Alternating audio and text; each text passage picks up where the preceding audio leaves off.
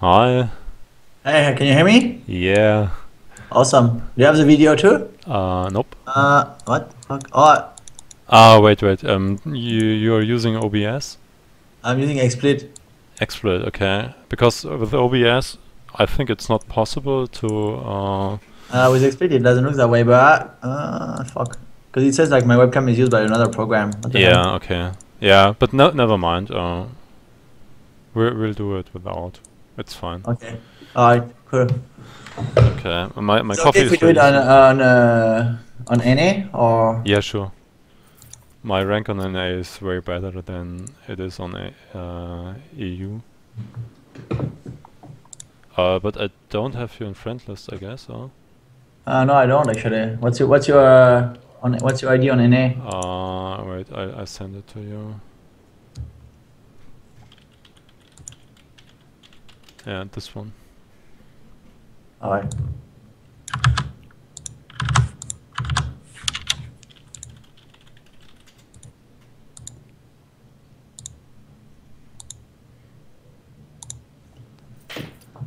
Yeah, okay, I got you.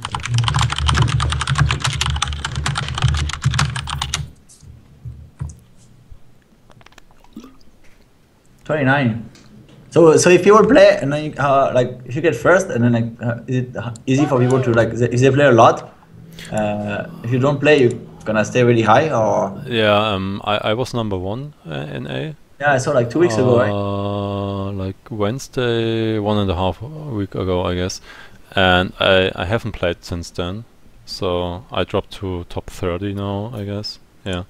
Yeah, I was number 1 in A. I can hear myself. Oh yeah, I can hear the sound now. That's my fault. Okay, never mind. Yeah, Right. never mind. Better now. Okay. Okay. Yeah, we'll just fix it. Fix coffee. It's good for you? Again? Everything works for you now, the sound? Yeah, it's fine now. Okay, cool. So how do you do it? Okay, we'll do it like this. First, I will interview you. Depending on Alright. why you play, what is the fun part of playing for you, what you played in the past. I think you played a lot in the past, I guess. I know some facts, but not everything. And then we start playing. So you will play like 2 or 3 games maybe. And I won't say anything. I will just ask you why you do play this decision or this card or another one, and you have to explain like everything you do to me. Okay. And after that, we'll talk about those 2 or 3 games and see what are the points in decision making, or the hardest parts that you can make better in your game, I guess. Oh, I see. Okay. Alright, sounds good. Yeah, and after that we'll talk. It's the finish. It's the end. What you've learned while the coaching. So yeah, that's it basically. Okay, sounds good. Okay, so let me grab the coffee and then I'm ready to go, I guess. Alright, let's go. Okay.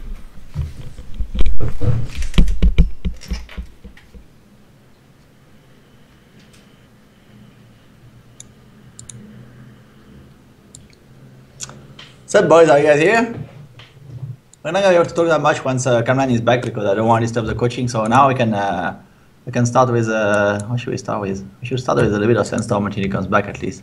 At least until he comes back. Woo!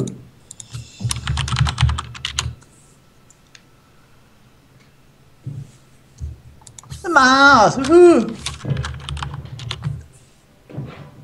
How are you into the crosshair and Mick and Monsieur Shib? What's... Hey, picking a knife already! Woo! No delay, it's kind of nice to have no delay actually. Raptor! I think he's back now, sick life, okay. Yeah, I'm back. What are you doing? Sandstorm? I was listening to Sandstorm, but Okay. okay. I really want to focus on it, so I'll be kind of quiet, and I won't listen to. Do you do music when you coach? I think it's better not to, probably, right? I don't, because sometimes I will upload it, and yeah, you can't upload it with music in the Oh background. yeah, I see. Okay, I see what you mean. Is it okay if I record it? Yeah, of course, it's okay. No problem. You're using deck tracker, I guess, because if we look at the games you were playing, it's good if you see what. I use the deck tracker, yeah. Yeah, okay. The Hearthstone deck tracker is the one you're using as well, right? Yeah, exactly. It's kind of useful. But sometimes some games are not really recording the thing, like a little bit different. When you like go on stats and you should check for the like I don't know, it's recorded on the site, right? On like Earth stats or something, right? On Earth stats are a little bit different sometimes. Some games, Yeah, they're exactly. not synced all the time, but it's okay. It's still really good, I think. Yeah, and sometimes it's just bugged. I get a lot of bugs. It won't do anything, or I don't know. But yeah, overall it's an amazing program, especially if you stream, because I can't pay attention at how many cards my opponent will keep and stuff like that all the time. Yeah, for sure. Yeah, I agree too. And even like your own card, it's like easier to calculate the odds like right away and like see. Yeah. It's very easier. It's Yeah, sometimes I play Hearthstone and poker at the same time too, and then I really can. It's really useful. Okay. If I play like poker and Hearthstone, and then like it's kind of like, I mean, it's not really good because I kind of like to play autopilot a lot. So, but then it's really good to have the deck tracker because you know exactly like which card you use already. Are you autopiloting a lot? Not that much. Hopefully, not that much. I mean, when I stream, also, I'm like when I play out of stream, I play much better because when I stream, I get kind of distracted and I can kind of distracted and hype and then Yeah. usually don't. I don't. What's up, Jenny? You can't hear you. What? Hey, you can hear me now? Yeah, I can. Yeah. It says I can't. I mean, I can't hear you. Yeah, you couldn't hear me from there, but now you can. I can Okay. even hear Sorry, Jenny. come on. Jenny's here. Yeah, say greetings. Huh? What is really bad? Music. There's no more music now. There's no music now. Okay. Hi. Hi.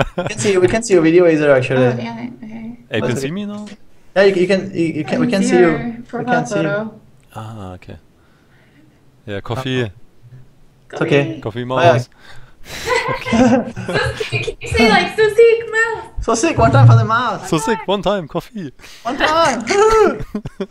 Okay, Yeah. So when I stream, I get distracted a lot as well. I'm not playing my best for sure. Like sometimes like I was trying to be like. The first time I got Legend, it was on stream. It was much tougher than the other times because just like I don't know, I just get distracted and I don't always make the best decision. yeah. For sure when you stream, I think it's the same for poker. But I mean, I played a lot more poker, so Hearthstone is still kind of new, so it's still a little bit tougher, Yeah. I guess. Yeah, it is. Yeah, I know what you mean. Yeah. So what's your current rank? Okay. Now I'm 6 on NA. I'm 6 actually. Okay, rank 6. I got Legends the last 4 months. So the first 2 months I got it with a mid-range Zulak. Yeah. And the last 2 months with like Face Hunters. Yeah, I saw the first one. It was Eternal.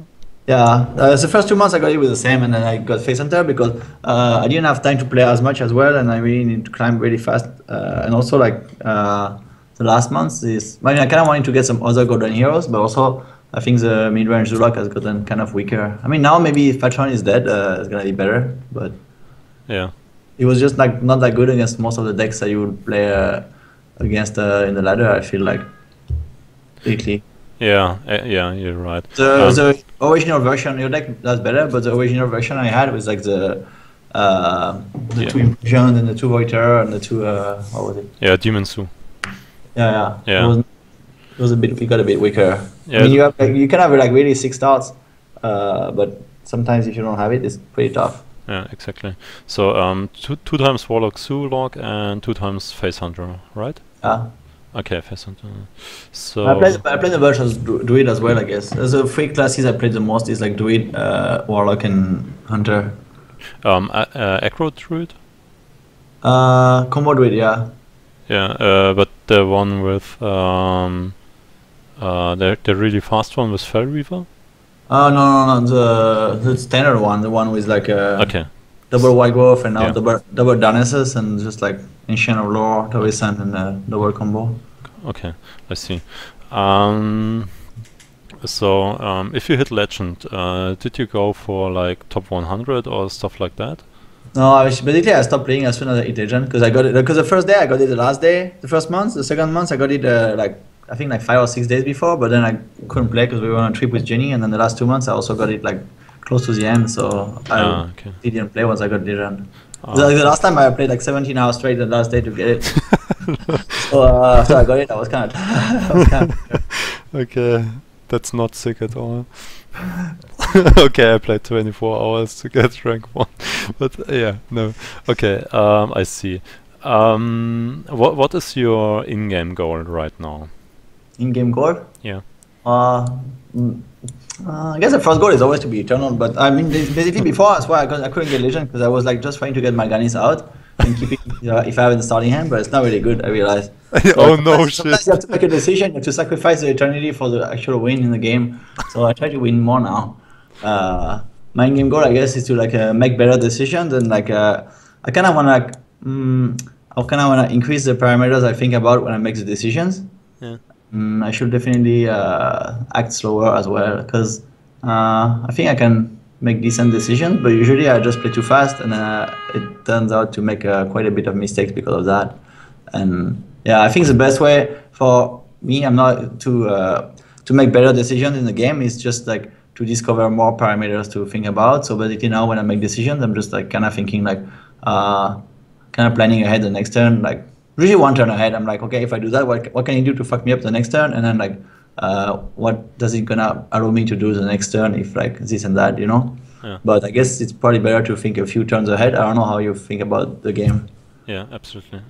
Okay, so one goal is better decision making, slower acting, more parameters, and calculating more turns ahead. Yeah. Is that it? Yeah, that's good. That's good, I think. And okay, so you're interested in getting better. Yeah, for sure, getting better. But what is your goal? Is it like legend again and then it's fine, or do you want? I want to get much better than legend actually. I mean, I want to be legend again for sure, but I think I can just do it just because like I did it like times already, and I don't think I really want to try to get a top 100 legend. Maybe not this month if I don't have time, but at least like next month. So I just want to like have a higher level of play for sure. Okay, next month, maybe if you have time, I guess. I think I have time next month to get 100. Yeah, top 100 legend. In the end or overall? Sometimes. I think it's easier to get earlier in the month. I'm not sure. It's easier to get a high rank in legend earlier in the month. Or yeah. If you hit legend like in the first week, you're always top 100. Oh, okay. But it's harder to get legend in the first week, of course. But yeah. Yeah, we're gonna be at the BlizzCon too, but. Okay. But there you can play Hearthstone. Yeah, for sure. Yeah, okay, maybe not, but okay. Also, I mean, if I mean, I don't think I'm really good at deck making either. I mean, I haven't tried that much, but maybe you should do it another session probably. Because usually I'm mostly using like other people's decks and making my own. Sometimes I switch to a card or two, like if I see just like some deck cards, but I'm not really building a deck by myself from scratch and stuff like that. Yeah, it's pretty hard.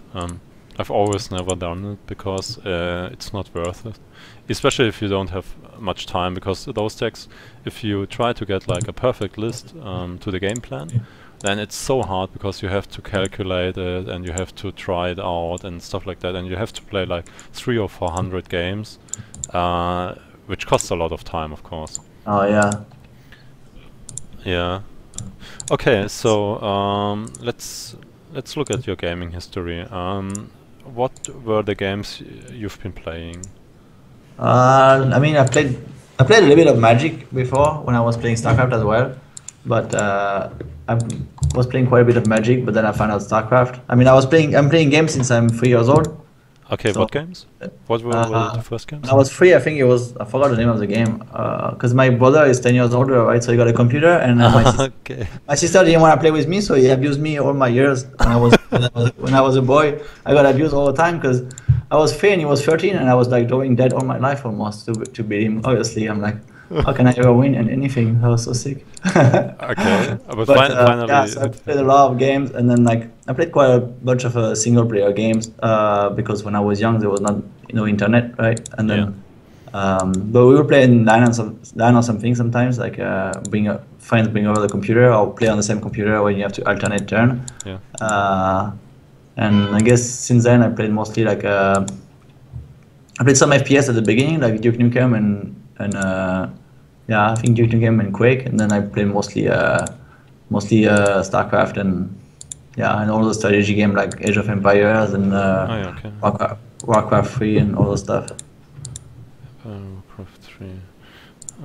Okay, Warcraft 3. So basically RTS and shooter. Yeah, but much more RTS. I played a lot of RPG also as well, like, but it's mostly single player, like Mass Effect and those things like that, Dragon Age and those games. But I don't think there's much strategy into it. It's just like, I mean, there's some strategy sometimes, but not similar, I think. Like the game that you play single player, I don't think a lot of the aspects can really roll over to other games. Yeah, what kind of aspects? Like because like if you play like a single player game, basically you don't really interact with another human, right? So it's kind of like, I don't know, most of the time the computer moves are kind of predictable, especially those kind of games, because they're not like designed towards complexity or the difficulty. Okay, so playing against a human, what's the fun part about it? Well, the fun part is like it's much tougher too. It's a bigger challenge, right? Because I mean, now I guess there's like some hard computer games to beat, but it just before most of the time the computer games were hard. It's just because the computer has a big edge within the thing. Like you're not starting on a level playing field. If it's hard to beat, it's because the guy has like 4 times the resources from the beginning or something. No? Yeah, so it's kind of challenging to play with another human because like I don't know, it's just like it's challenging as a battle of the minds, and you have to like and also it's always changing because everybody is playing a different style, are gonna make different decisions at some point, and there's also like a psychological part, so you can bluff him sometimes, and it's like there's a meta game that can develop, which you can't really have against a computer. Oh yeah, I see. Yeah, yeah. So computers will build no meta games most of the time. They will just build a pyramid, not a circle. Yeah. So we'll just have like a basic thing that they would. I mean, sometimes you will fork a little bit, but it's not really like they're not gonna play differently because. So usually, I mean, now maybe it's different a little bit, but I don't think so. They're not really learning from like the games they play against you. They're not gonna play differently after like 10 or 20 games against you that they would from the beginning. Why do you play games? Why do I play games? I don't know, because it's fun. Most of the thing is fun, I guess. You know, it's like it's a lot of fun, like to be eternal. And Hearthstone is a great game for that, because like the card animation, just the animation itself, and the cards, and like destroying the other guy, and like I mean, the fun part is great, and also like it's also challenging because it's kind of like you have to you're playing against human guys, and you have to like defeat them, and there's a lot of strategy. Different strategies that you can use, so it's great because I mean you can always improve yourself within the game as well, and you really love the competition factor as well. Okay, so it's a mix of everything, I think. Okay, but mainly it's the competitive factor and getting better and playing. Yeah, I really like to improve myself and get better at things, and like improving. And I think in games you can, especially those kind of games are great because it's like really easy to pick up, and then you can continuously improve because there's like so many different possibilities and things to think about. Yeah. Okay, so it's basically playing against other players and yourself. Yeah, it's improving yourself and like playing against other players, and like being able to defeat them. So the most fun part about games is winning? I So winning is quite a bit, but I mean, like, it's not the only fun part. The only fun part is kind of like improving and having a challenge. And if the game is close, it can be fun anyways. It's just like it's not that fun if it's if it doesn't require you to give your best, or if it's too easy. Like at one time, like before, like if you played a lot of StarCraft, and like it's really fun when you play with like guys that are similar level as you, because you know like the game can turn or something. But if you're like not winning every single game and never have a chance, it's not that fun. But also if you're like crushing the guy too hard, it's not that fun either, because like I don't know, you just don't feel like I don't know, it's kind of like a little bit of the uncertainty of the game, and the fact that if you like really give your best, then you can win. And obviously it's always more fun to win than to lose, but I kind of like the close situation and the fact that but against human players also, there's always going to be a lot of competition, so it's always going to be hard to become one of the best and win a lot. Yeah, but you achieved this in several games, I guess, or StarCraft 2, poker? Yeah, StarCraft 1 actually. StarCraft 1, sorry, yeah. Yeah, and hopefully I can do it in Hearthstone. Although Hearthstone is like it's kind of like poker, where the high variance. The RNG is pretty high in Hearthstone. Yeah, is it more than poker? Maybe not, or depends which variant. And tournament poker is really high as well. Yeah, okay. Especially like one tournament. But I guess Hearthstone tournaments is pretty high too, isn't it? Yeah, I guess it is. That's why I've never played so many tournaments, because it's always like, okay, you get a bad pile of the shredder, you will lose the game. Sometimes it's just best of 2, and then you. Oh man! For the time I went on fucking tilt, we both had a shredder, and the game was closed. And then so fucking sick tilt. The guy got like succubus, and I got the Darnassus, so also tilt. Yeah, exactly. It's like, oh gosh, why did they make those cards? But okay.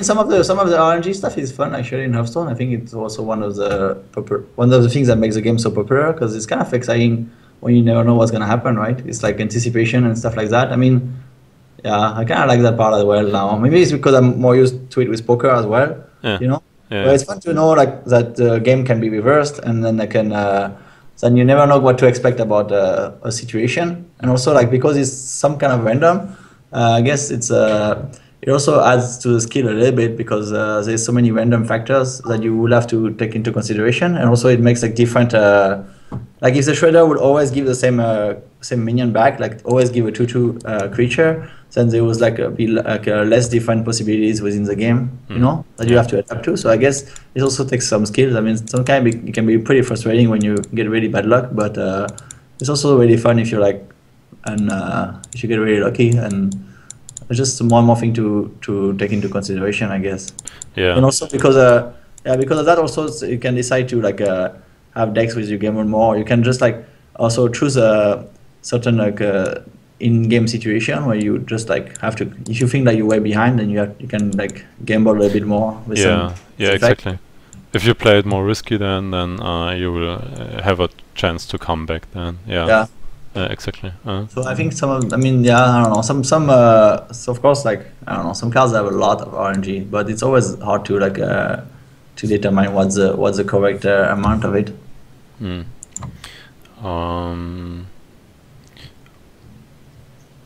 I'm just thinking.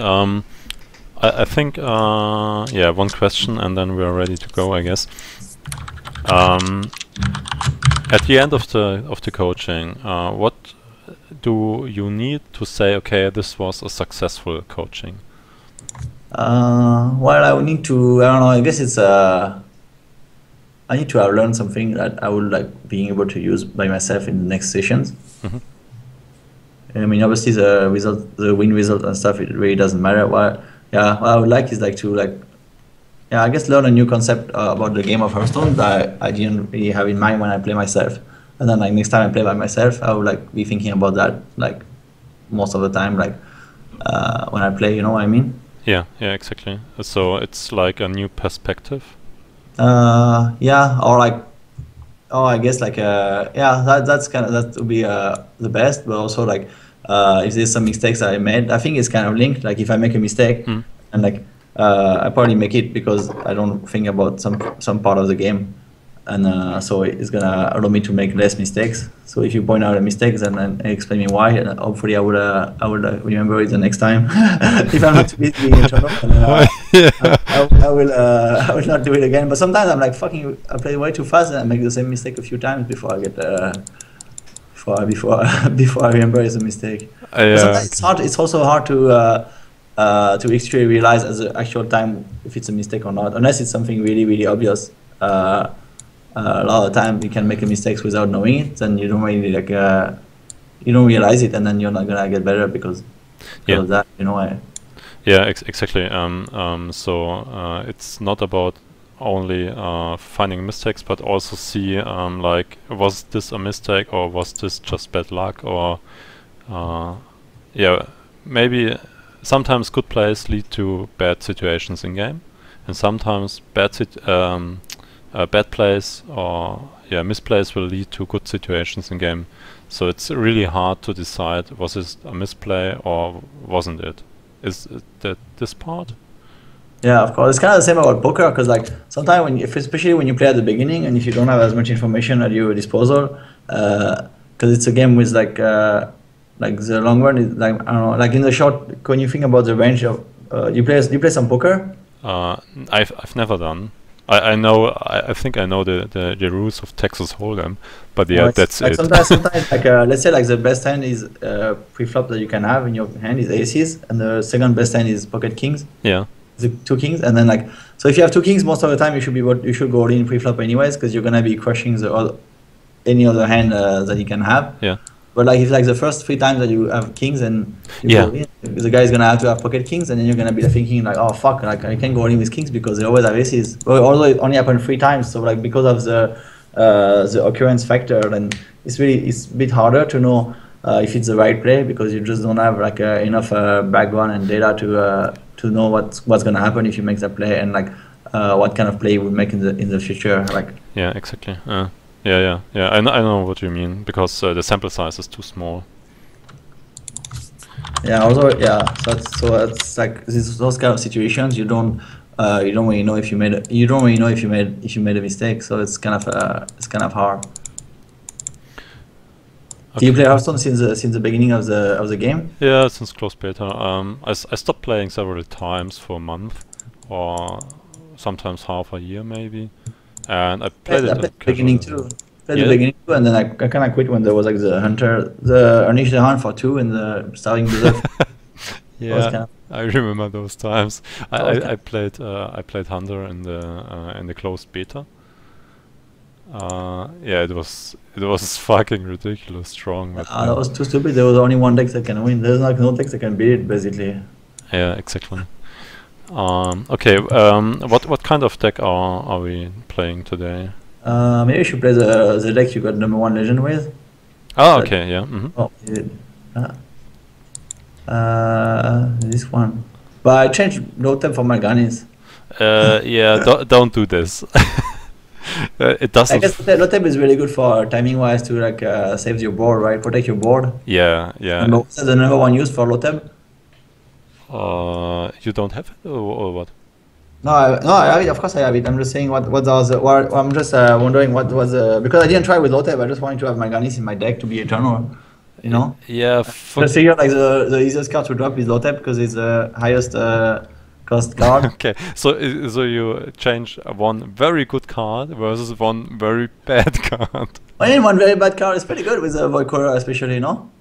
I mean, if you have it with Void Corer, I think it's like timing swing. Okay, so yeah, in some situations it's a good card, but yeah, that's kind of rare. Because you need like one of those 2 Void Callers and Malganis in your hand. Yeah, and you need not to have another demon to make sure that it's not gonna drop it. Yeah, and lower threat is good on its own because it will protect your creatures from AoE effects, which is basically like the worst thing that can happen. Because you always enter the board, so... It's the #1 user for Lotem, right? Is there any other card I can replace for Malganis? No? Yeah, Malganis.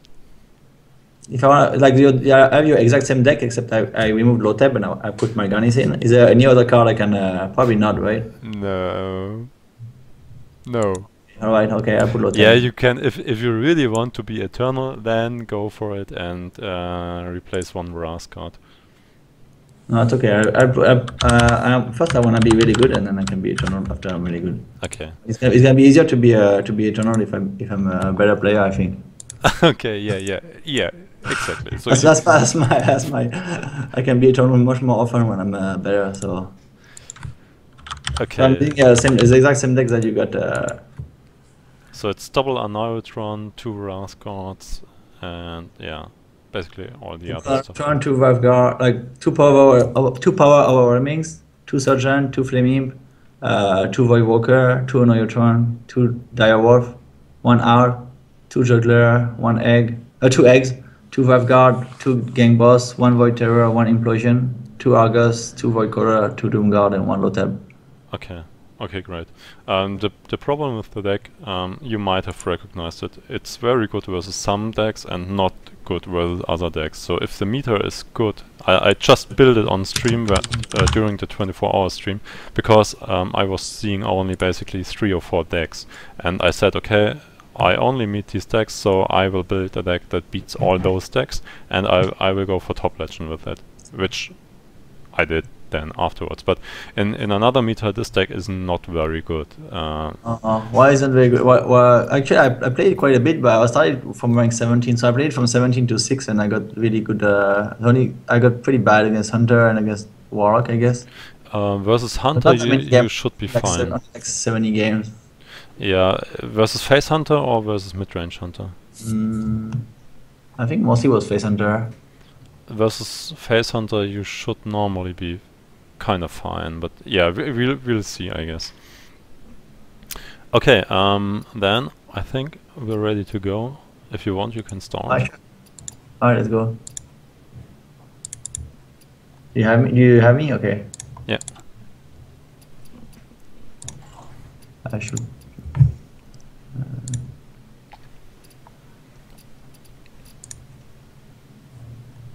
I should have taken. Oh, it's okay. I'll take a picture of the deck later.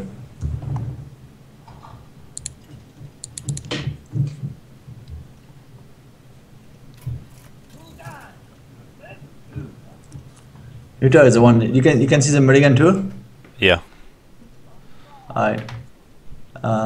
So I probably just keep the Void Walker and the Wife Guard here because I'm first player, so it's really good. It's really important to have a 1-drop, otherwise the mana is like wasted basically. Yeah. To fight for board control, and then I think it's better to, even though it's not the best 2-drops ever, I think it's better to keep it than to have the chance not to have a 2-drop to play. Okay. Keep it.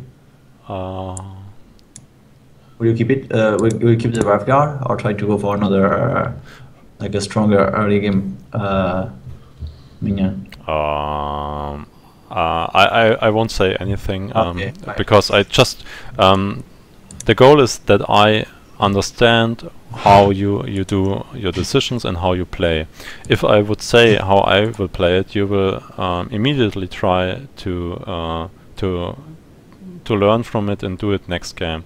Oh, I see what you mean. Okay, all right. So I here obviously play the Void Walker because there's no the goal of this deck also is to like to get board control. So you wanna have minions. And I think one of the concepts of Hearthstone that's kind of important is to optimize your mana every turn, like kind of like try to use all your mana. And so now it's kind of tricky because you can trade perfectly here, and then if I put the Wife Guard, I can probably trade into the Wife Guard as well. So it's a really annoying spot actually. But if I probably should still put the Wife Guard anyways. To trade against something else or to damage his face, because if I put the egg, I have nothing to activate, and at the moment, although it can get hit by it will protect me for board clear, but it's not gonna have to use board clear in that spot. So I will probably go with a Wife Guard and hit his face. Okay. How will you win this game? We'll win this game by having when I get a, like if I take control of the board, and then basically I will I mean once I get a stronger creates a stronger board, I can go to his face a lot more, and I would also have a lot of burst with like the 2 Doom Guards and 2 Power Overwhelming. I think his deck is like, I mean, you can only win by controlling the board. So now it's really bad. Sucks because it's very likely a number sacrifice and maybe avenge. So if I attack his face and it's a number sack and he's gonna pop out this guy's power, and basically I can use my guy for free and roll 2-1. This is very shit. But if I silence, it's kind of a waste of silence too. So maybe I should pass and force him to trade, because it's really bad if I attack his face, his number sacrifice, and I lose this guy, I think.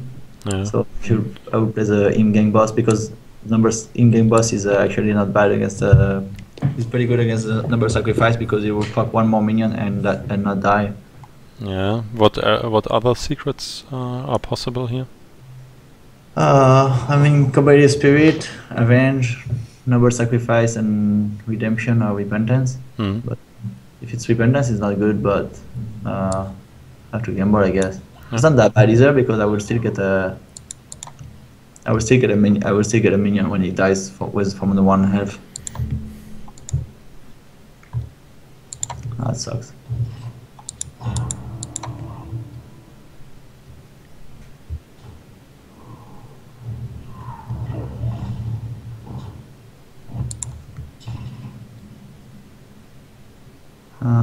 So now I should probably attack him. It's probably a number sacrifice. If it's number sacrifice and avenge, it's kind of bad, but I think if it's number sacrifice and avenge, maybe I can... should I silence it? Probably not either. I mean, it's not Combative Spirit, so it has to be an instant Repentance, so it's either Redemption. There's like 2 of the 3 Redemption, Number Sack, and Avenge. And is it better to poke them now or later? I think if it's also the good thing is like, if it's a never mind, no. If it's Avenge, it would still trigger, because the number sack is a thing. So like if it's Avenge and Redemption, actually the Avenge is not gonna trigger this time, so that's good. So we should just proc it. Anyways, oh, what the fuck? Really? Alright, and then I just there's no point in silencing it really, so I just do the egg and because I can activate it with this guy or this guy next turn. I think there's better. So the secret that he has now is Avenge, so it's good to know, I guess. Fuck, I'm sick. So because of that, now if I kill this guy, I can silence one of the other guy, which is kind of good value. If I proc the Avenge, then here I silence the guy that's Avenge, so I get rid of the boost and the Divine Shield. Should I do it now though? Probably should do it now, because so I can do that, and then I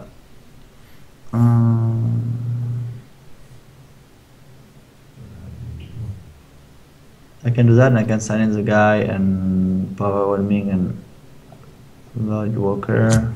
Wow.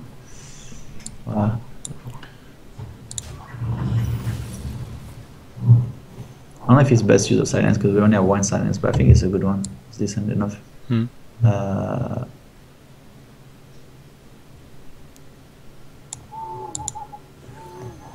And should I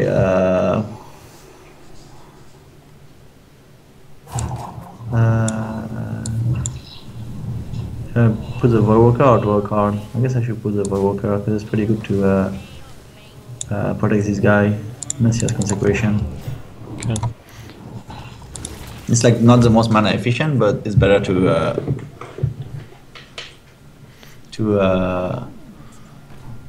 it's better to get control of the board, I guess.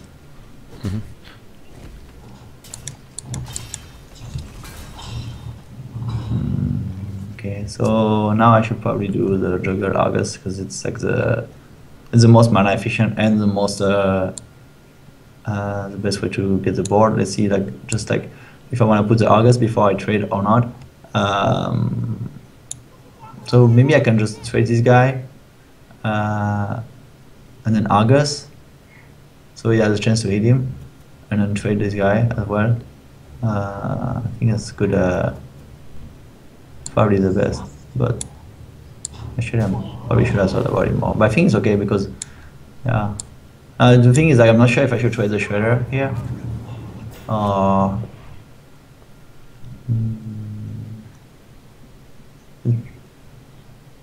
He only has one card, so it's not that like he has Consecration. Like, if I don't trade the Shredder and he Consecrate, it's pretty terrible. So I think that's why I should do it, because then we're not gonna be as weak with Consecration.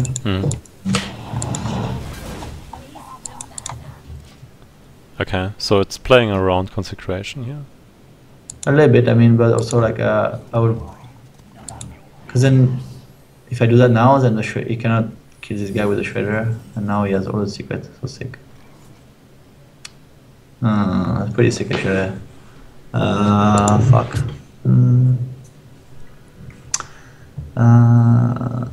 Fucking Doomguard. I guess we have to use one Doomguard, because anyways, even though if he's gonna get reduced to 1 life, sucks. So, but first I think we should trigger the, probably trigger the Avenge and see which minion gets it, because you can't just go to his face, I guess. So it should, because for sure it's gonna be Noble Sacrifice, Avenge, Redemption, Repentance. So if we do that, then we can see which minions get the boost, and we can play around a little bit, I guess. Right. Now we could trade this guy and then trade this guy and do a Doomguard, and either I hit this guy or we can trade this guy. We have to like trade the board as much as possible here, because he's gonna have the Combative Spirit. So the first one is Repentance and the last one is Combative Spirit, so depending where he... Fuck! No, what the fuck? Oh my god, so sick. What? Yeah, never mind, it happens. But it didn't trigger. Yeah, it happens in coachings all the time, because you have to explain like the whole turn, then the rope will come up, and then if there's still an effect left, like here, you can't finish the turn because you're not used to explain your whole turn like the whole time. Yeah. Okay. So now Direwolf is pretty good. I could use to, I mean, I definitely have to play it, but I think I should draw a card anyways to see which other, because I have so much mana anyways, so now we should definitely play both. Should we trade before we play? Maybe it's better to trade before we play. I think it doesn't,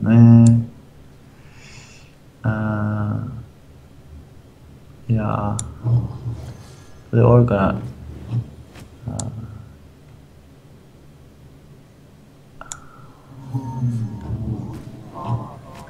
so sick. Face juggler. What the heck? How to trade this?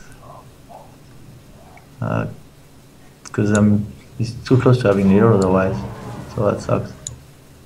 And then we probably should trade here as well, unfortunately, because otherwise he would trade it himself. Sucks. So poor.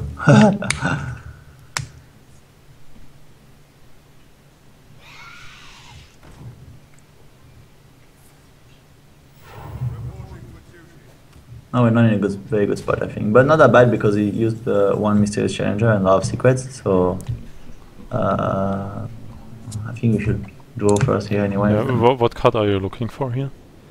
I'm gonna be able to think I'm not really looking for anything, but I have low tap and I'm gonna be able to play low tap no matter what, because I have like 4 mana left, right? So maybe I have some things that would be better to play than low tap. It's probably unlikely. I guess August will be really good, but I think in that spot I'm just drawing because it's the most mana efficient play, and I'm not really like I'm not really looking for a specific card actually. I'm just like, because I know I'm gonna be able to play low tap, so might as well just play something else as well. And we should probably play both. I don't know if it's I don't know exactly how to clear this board for sure. I don't know. For sure. I mean, I think we might just just go face because we have 8 lives. So if he does, he's kind of like forcing him to trade here, and he doesn't have the. They usually don't play the quartermaster, so like it's bad to leave those guys alive if he has quartermaster, I think. But if he doesn't, then I don't think he's that bad. Because if we, like now, he's trading himself anyways, so that's pretty bad card for us now. Because if we don't get August, there's only one more August too. Oh, we have another one. We have like, so now we're dead next turn unless we kill him, and or we get August or another one, I guess. Oh, so sick. Never lucky. Yeah, GG. I don't know, maybe I drew too much. So sick. Okay, just say something about the game. Yeah. How was it? Why did you lose? Lost because like I mean, I lost too much resources to his mysterious challenger. I think I wasn't able to handle it well, and I lost a lot of resources, and I tapped quite a bit. I mean, like I was kind of low health, so I lost because I think at the end I had the board, but just like I was too low health, so I couldn't defend against his weapon. Okay. Would you play like the whole game like in the same kind of way, or were there any points where you would play it like differently now? I'm not sure. I think actually some of the time I'm not exactly sure what's the correct decision to make. Like early on in the game also, I didn't really have a good start because when I put the Voidwalker and he cornered the juggler, then I didn't really have a good play with the two secrets. And actually, as though it was number sacrifice, but it was not number sacrifice, so it's kind of like I didn't want to take the. Maybe I should have cleared the juggler when I could, and then you got like the weapon that gives you divine shield and taunt, and he was able to get a lot of value from his early game minions, and I would play the same. I mean, I'm like not really good at pointing one particular point of the game where I should have played differently. And of course, I should have attacked with the Doomguard earlier, but yeah, this time I think I'll play the same because I don't really know exactly like which part of the game I made the worst decision. Yeah. Okay. Yeah, it's not too common to look back at the past game and look where exactly you lost the game. I think most players won't do it. Yeah. What do you think? What do you think I lost the game? You want to tell me after? Yeah, we'll talk about it after like the 1 or 2 games we're still up to. Yeah. Okay. So yeah, just go to the next one, I guess. Alright. Yes.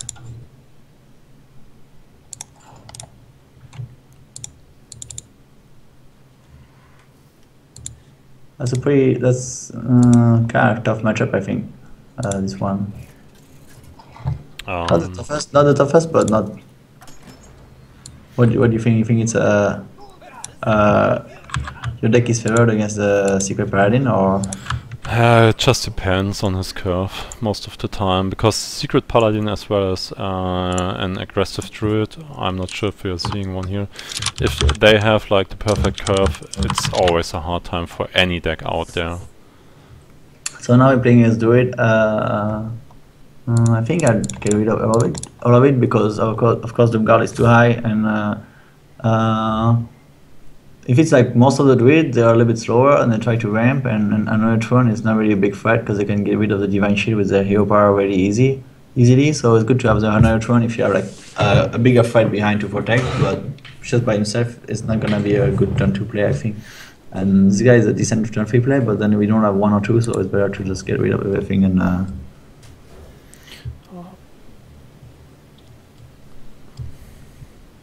if you think it's, I mean, I haven't played much against the aggressive druid, I guess, but against the standard druid, I think it's better that way. Yeah, how many cards did he keep?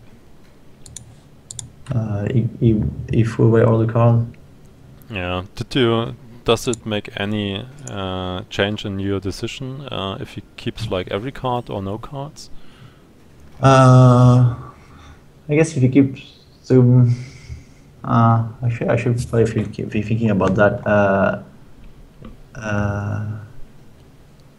1 second, sorry. Now I can have to decide if I want to put the flame imp or coin out some like this guy. I think it's better to put the flame imp, because if he has a wrath, he's gonna wrath the flame imp, and then I can put this guy. But if I put this guy and if he has a wrath, it's like the same result, except I have 1 mana less, no coin. I mean, I have no coin, so it's better to do that, I think. Yeah, actually, I don't really think about that much. I should probably think more about the cards that he throwaways, and if you throw a card, it's like he still has a wild growth because it's a lock box, but I guess I'm not sure what is a little bit less likely to have a wrath if he doesn't, because he will keep it against warlock, right? One of the most kept, I mean, the most kept card is probably wild growth and Darnassus, and I'm not sure what the cards that keep the most. Just wait 1 second with the play here. Yeah. How do you win the game from here on? From here on, yeah. by just establishing board control and like killing him before he gets the combo, I guess, if he's a combo druid. Okay. So this is the strongest fight to the board, I believe. And if you had a wrath, you probably have used it on the imp, I guess, as well. And also, like, I think it's good to keep the direwolf to have an activator for the egg. And you get much more value with the wolf when there's more minions on board than, like, if I can keep it for after the implosion, I think it's probably better. Okay. Why did you place the Wrathgod to the right side, or was it just I didn't really playing it on the board? Again? I didn't think about the placement, actually. Okay. I kind of think about the placement when I have, like, for the egg, and what the fuck? so now it's alright, we have 3 mana, so how would he do that? He probably has a keeper, but that's so weird. Why wouldn't he play the... He could have played the keeper, right? To kill that guy. Why would he put it to 2 health? It's so weird, actually, because, like, 2 health is already, like, not something that you can kill the 4 turns. So now, yeah, only 3 mana.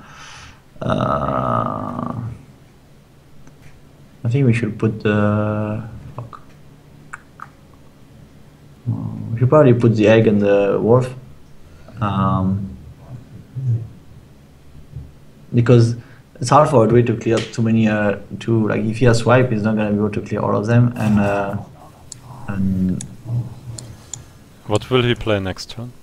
And then next turn I play the Void Caller, even though it's I don't have a demon in my hand. I think it's okay, because, like, because he can also now, he's gonna, if I play the Void Caller next turn, he's not gonna have 2 silence targets.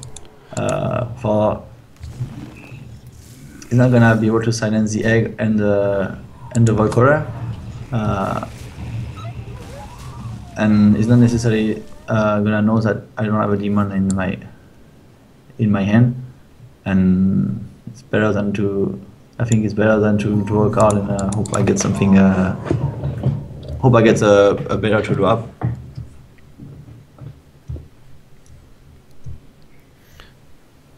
So silences him. He can silence the. He cannot silence the egg. Was it a surprise that he played Force of Nature? Force of Nature? I guess I probably should have known if he puts into two life. That was kind of something I should have known, that he played Force of Nature. But I could have played on easy egg, and then he doesn't have, like, such a good trade. Probably can have done that.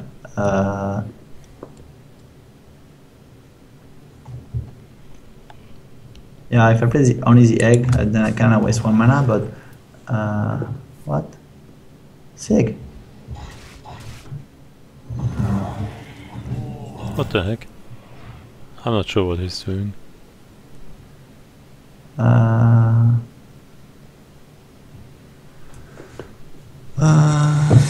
So now I should probably play low tap, because if he trades here, and he will have 5 life and a good trade next turn, and also it protects me from all his spells. And I mean, Implosion is just too unreliable, I think, on this guy. It's not gonna do anything now, and then if he might have another swipe, or like, I'm just not gonna do a strong enough effect. So I think that's what I'm gonna do.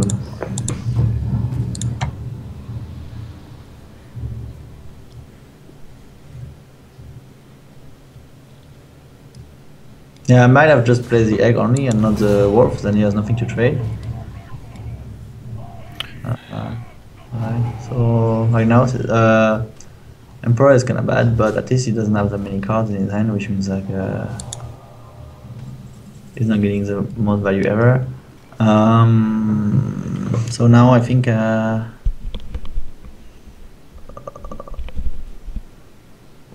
there's no point in using Implosion or anything really, so we're probably gonna use those two guys, but because they're gonna cost 4 and we have 6 mana, we might as well draw a card, and because of this guy we're gonna be protected against the combo anyway, so we can draw a card and see if there's something better than the egg to use, which not really now. I mean,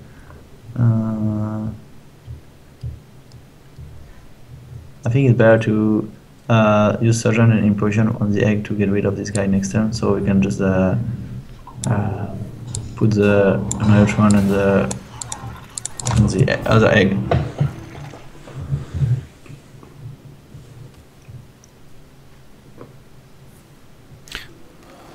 Mm-hmm.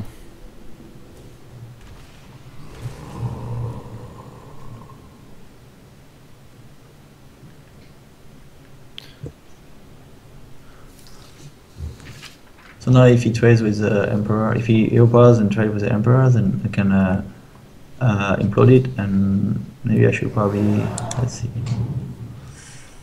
I should get rid of which one is most important to get rid of? I think it might be the Emperor, I guess.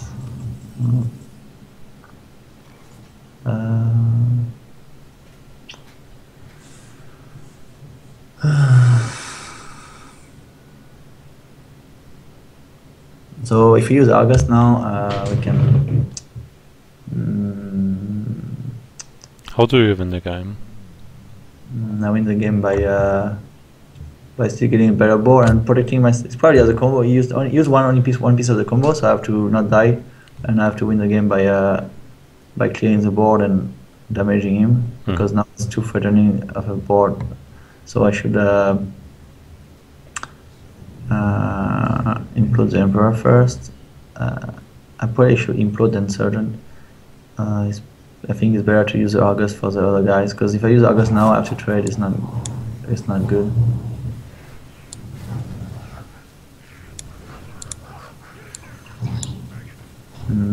I guess I can draw a card here. It doesn't really matter, because if he's gonna kill me this turn, I think he's just gonna kill me if he has a combo, and he's gonna have 20 anyways. So yeah, whether I have 18 or 20 is pretty irrelevant. But I can. Like if he doesn't have him, I can get card advantage, or like draw cards are better. Yeah.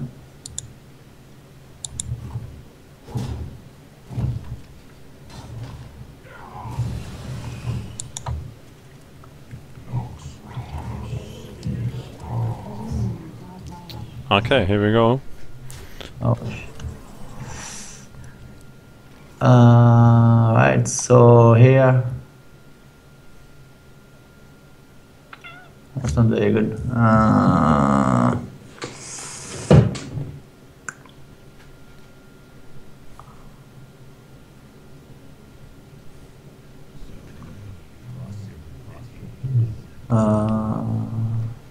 So the thing is, like, if I don't use Argus, I have nothing to activate the egg, and if I do use Argus and Flame Imp, then I don't really have any. There's nothing I can clear on this kind of board of his, and that would kind of suck. So that's pretty shitty. That's really. 6 life. I think I should have Argus anyways, and this guy, so sick. I'm not sure about that play actually. Might just die here. But now he has just 10 life, so if he can, he might not have leader if he doesn't have swipe or silence. Hmm. He only has one card, and if he is gonna have hard time like clearing, if he doesn't have leader and he can clear everything, he's like swipe silence or savage roar, but he probably doesn't have it. So then it's likely that I can do 10 damage to him.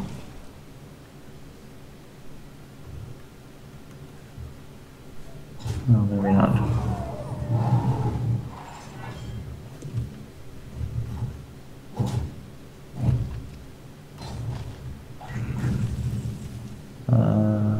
Right, so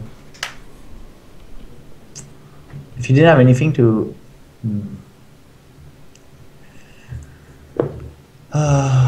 he probably doesn't have swipe or silence, so otherwise he would have used it, or savage roar, otherwise he would have killed me. So I think we can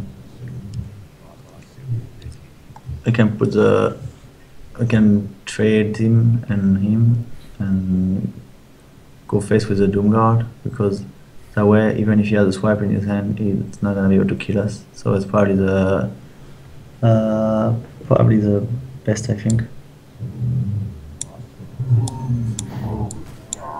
Or maybe just thing is like, if I do that and he has swipe, I'm not dead. So maybe it's better to kill this guy. I'm not sure which one is best here. I guess it's okay. But then like, yeah, he has 2 more turns to. It's kind of depending on the likelihood of the card that he has, but.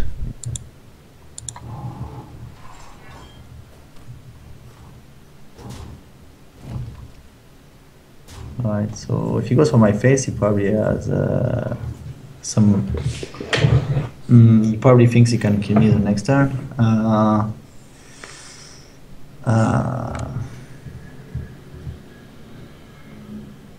think we should just trade and play the another turn. Then, even if he has a force of nature, he can only do like 4 damage to my face. And if he has a combo, I'll die. But because also like. Maybe I should just next turn he's gonna have 12 life, so I'm not gonna be able to kill him the next turn anyways, unless I hit his face. So I mean the thing is, you have to, if I don't clear and he has savage roar, I'm just dead. So fuck, I don't know if I should be or not. I guess I'll clear, I don't know.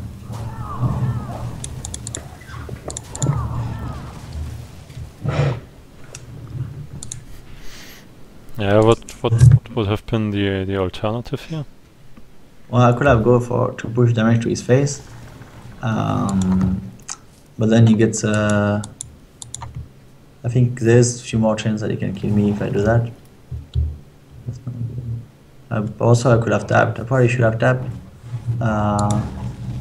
because sucks now. I probably should tap here, because otherwise I can't reclaim the board anyways if I don't have any minion to play. And also, if I get like a Doom Guard or a Gang Boss, then it's a good way to raise this guy. Yeah, how many outs would you have had to just immediately kill him? I guess I can. I cannot kill him, right? I need to get the. But the turn before. Before? Oh yeah, I should have tapped the turn before. You're right. I guess I would like two power warming and and 1 Doom Guard maybe. So it's like 3 outs out of 13. That should have been like 20 something %. Now it's like pretty bad actually, because might as well do that and.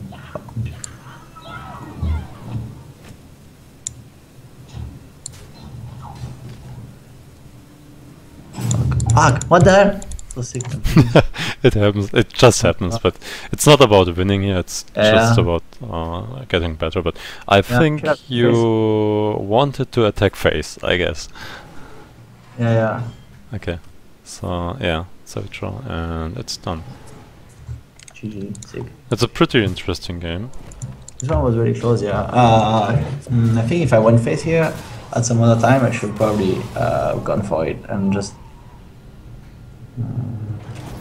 I think I tried to play it a bit too safe, and I mean, because I didn't want to die to the next turn, and I couldn't like set up little because of it. Oh fuck me. Yeah, I think the biggest mistake here was just not to go face when I had the Doom Guard and the Void Quarter and then trading and then. Yeah, and also like there was a tough spot when you had the board and I had to play the Argus on the egg. I'm not sure about this play. When I had the Argus and the Flame Imp and the Doom Guard in my hand, I think playing Argus was fine there, but I'm not 100% sure about this play as well, and I'm not sure if it's better to go face if you only use one. If you already use one Force of Nature and one swipe, if it was better to go face when you only had the two Darknesses on board. Mm-hmm.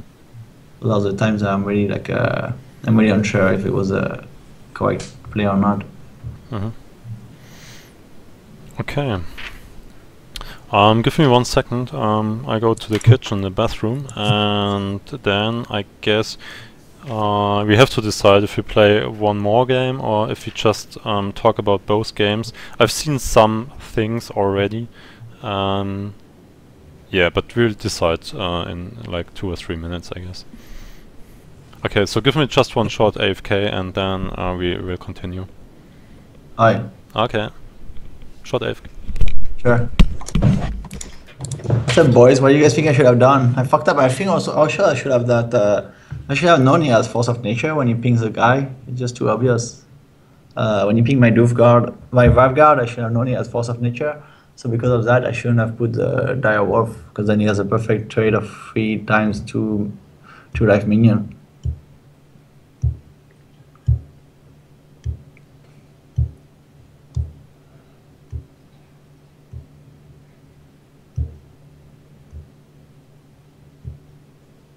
Against Druid, I should have won though. I actually usually win with that kind of deck against Druid, but this time I would. Yeah. Yeah, I should have tapped actually too. What's up, Ensoul 13? So sick.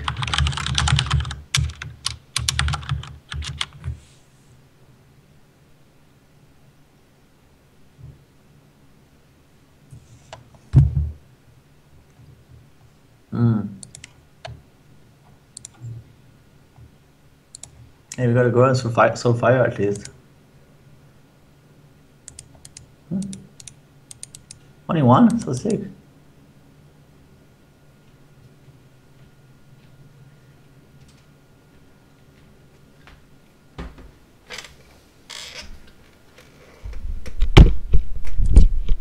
So, okay, I'm back. Yeah. So, okay, it's basically just playing one more game, and in the end we won't have time to play together. Or we'll just talk about both games, and then we will play like games together. Just how you like. Yeah, I guess we can talk about both games and play a game together. Okay. So where should we start? Paladin or Druid? Paladin, I guess, because it was the first game. Choose by order. Yeah. Okay. So okay. So you had Voidwalker, Raskar, Doomguard, and yeah, keeping Voidwalker, Raskar. I think it's the right decision here. But you always have to look at his hand, how many cards he will keep and how many not, because if he keeps like every card, you know basically what cards he got in his hand. And yeah, you know how much mana, like yeah, exactly. And like in the second game, he threw away 3 cards, and basically you know that the chances that he got like Wildgrow and Wrath and stuff like that isn't that big. He still got Wildgrow, but yeah, then it's highly unlikely that he got Wrath in addition. So yeah, just looking at your opponent's hand will give you a way better chance to play a strong early game, and you really need a strong early game with this kind of deck. So turn 1 was Voidwalker, he played Knife Juggler. Yeah, and that's the problem if you don't have a buff in your hand. How many buffs do you have in your deck? I think I have 2 Overwhelming, 2 Surgeon, and the August.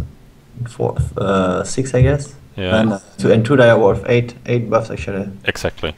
So in this deck, like in especially in the slower deck, the Demon Zoolock, you always have to know what kind of card types you do have. Because your basic strategy in the slower deck was always like playing small minions, buff them, trade them versus bigger minions, and there you generate value as well as tempo, as well as mana and card advantage. That's the basic strategy. And here it's not the same, because this deck works a little bit different. It's like playing a tempo deck. And it's the hardest part about playing this deck is you can't be too sure about going for board or going for face, because as you said, you need board control, but a tempo deck, so you need to do damage, but you can't do both most of the time. So it's a really tough spot whether to go face or to play on the board, and yeah, that's really hard. But we will see it in I think in the second game. So Raska turn 2, and he played 2 secrets, and yeah, you said okay, it's Noble Sack, because if he plays 2 secrets, it's highly likely that it's Noble Sack. But I don't know, I think he was bluffing here, and in the end he was. So I would have had like the trade here, maybe. You ever take the juggler or go face? Take the juggler. Yeah, I think I'm not too sure, but because the juggler, if it's repentance, and it was repentance, it will just come back and you don't win anything. So but if you go face and it's a Noble Sack, then I can just die right away. Or even if the juggler doesn't hit me, then the Wrathguard has 1 life, and I'm kind of likely to lose it the next turn. yeah, but it was in turn 3 where you could have attacked with the Wrathguard. I think I would have played Imp Gang Boss and attacked with the Wrathguard, because if it's Noble Sack, then Knife Juggler will probably hit the Imp Gang Boss. It could also destroy the Wrathguard, then it's just, yeah, it's bad luck, but if it's Noble Sack and Avenge, then I can get really fucked. yeah, but then you are fucked anyhow, I guess, because if you stop attacking, you won't choose the trades, and if you can't choose the trades, you won't get board back, and all you have to do is to play for board in the beginning in this matchup. So every play you are playing, you always have to ask yourself from turn to turn, what is the best play in order to get back on the board? So what's the most efficient play on the board? And then you don't, many decisions you have to do are kinda, you really don't have to do them, because if you know like what's your basic plan, you just play according to your basic plan, so you don't have to decide, because you're always looking for, okay, what's the best play in terms of board control here. And I think the best play in terms of board control would have been attacking here. I'm not too sure. So you would have attacked the juggler or his face. I mean, for board control is in this particular spot, it wouldn't matter very much, right? But it's better to clear the secret anyways. Yeah, I think clearing the secrets would have been fine here, but yeah, I'm not too sure, because it's highly dependent if it's a bluff or if he really got Noble Sack. But yeah, maybe attacking, whatever, either the juggler or face would have been maybe better, because the longer the game will last, the better it is for him. So if you stop playing and because you're playing around stuff, then most of the time it's not too good for you in this kind of deck. It's like playing an aggressive deck and playing around too many things. Then you will lose like every game. Yeah, you kind of have to take risks anyways, right? Yeah, so you have to play it high risky here, so I guess. But yeah, I think the play was still fine, but you always have to ask what is my goal here, and my goal is like board control, and you won't get board control by not attacking here. Still it's fine, I guess. So you would have gone face or attack the juggler with a Wrath Guard? In the end, let me see. Depending on what kind of secret I would have guessed, but if it's not Noble Sack, it's not. It would have been Avenge and or Redemption or Repentance. No, Repentance wasn't possible anymore. Spirit wasn't possible. So if it's not Noble Sack, then it must be Redemption and Avenge, right? Yeah.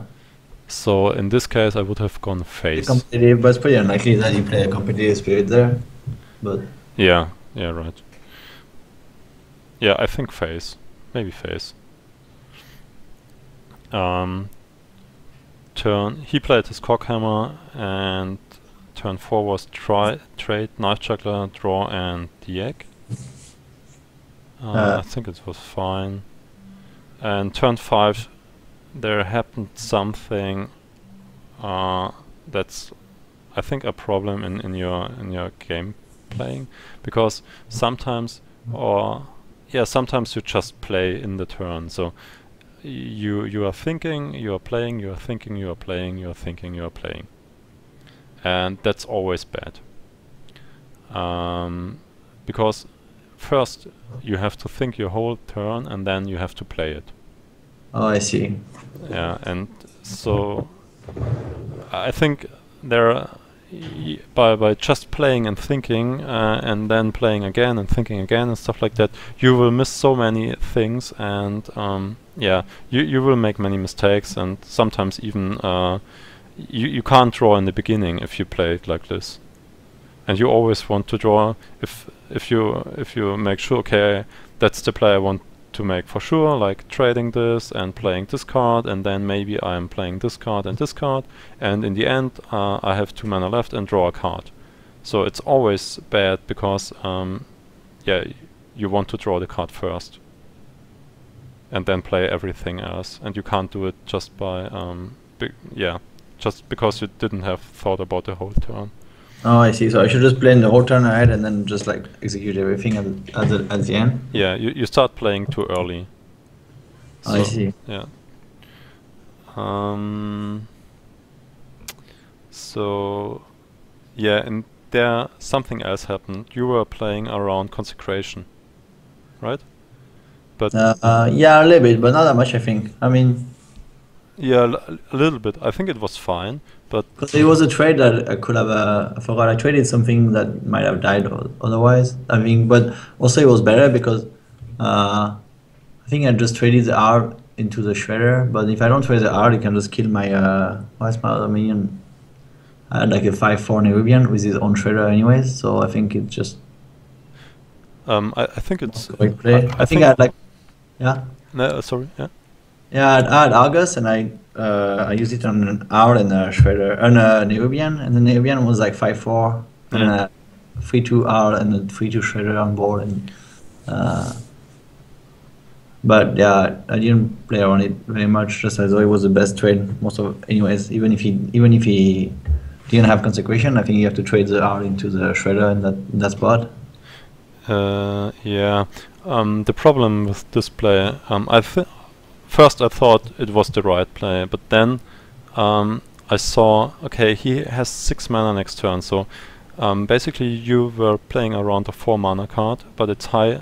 His biggest threat is playing Challenger next turn. So you were playing around his second biggest threat. You always want to play around his biggest threat. That's the problem with this play. And sometimes it happens that you most of the time you think, okay, what can he play next turn? How can I answer it playing this turn?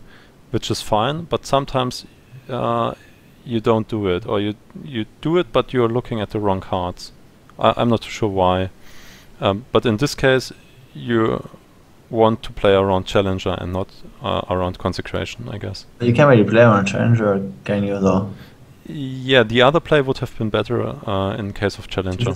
To just go face or to attack the 1/1 with the R? You That's would the have... Either trade the R or just with a killer 1/1. Killer 1/1 because of Challenger and Avenge and Competitive Spirit next turn. I see. Yeah, it's a good trade. So you always want to do good trades with this deck. Yeah, I think that's why the other play would have been better here. It's not easy to see, but I think playing around the biggest threat, if you play around stuff with a pretty aggressive deck, you never play around the second biggest threat. Okay, yeah. I see. Turn 6-7 was fine. Turn 8 was draw and face.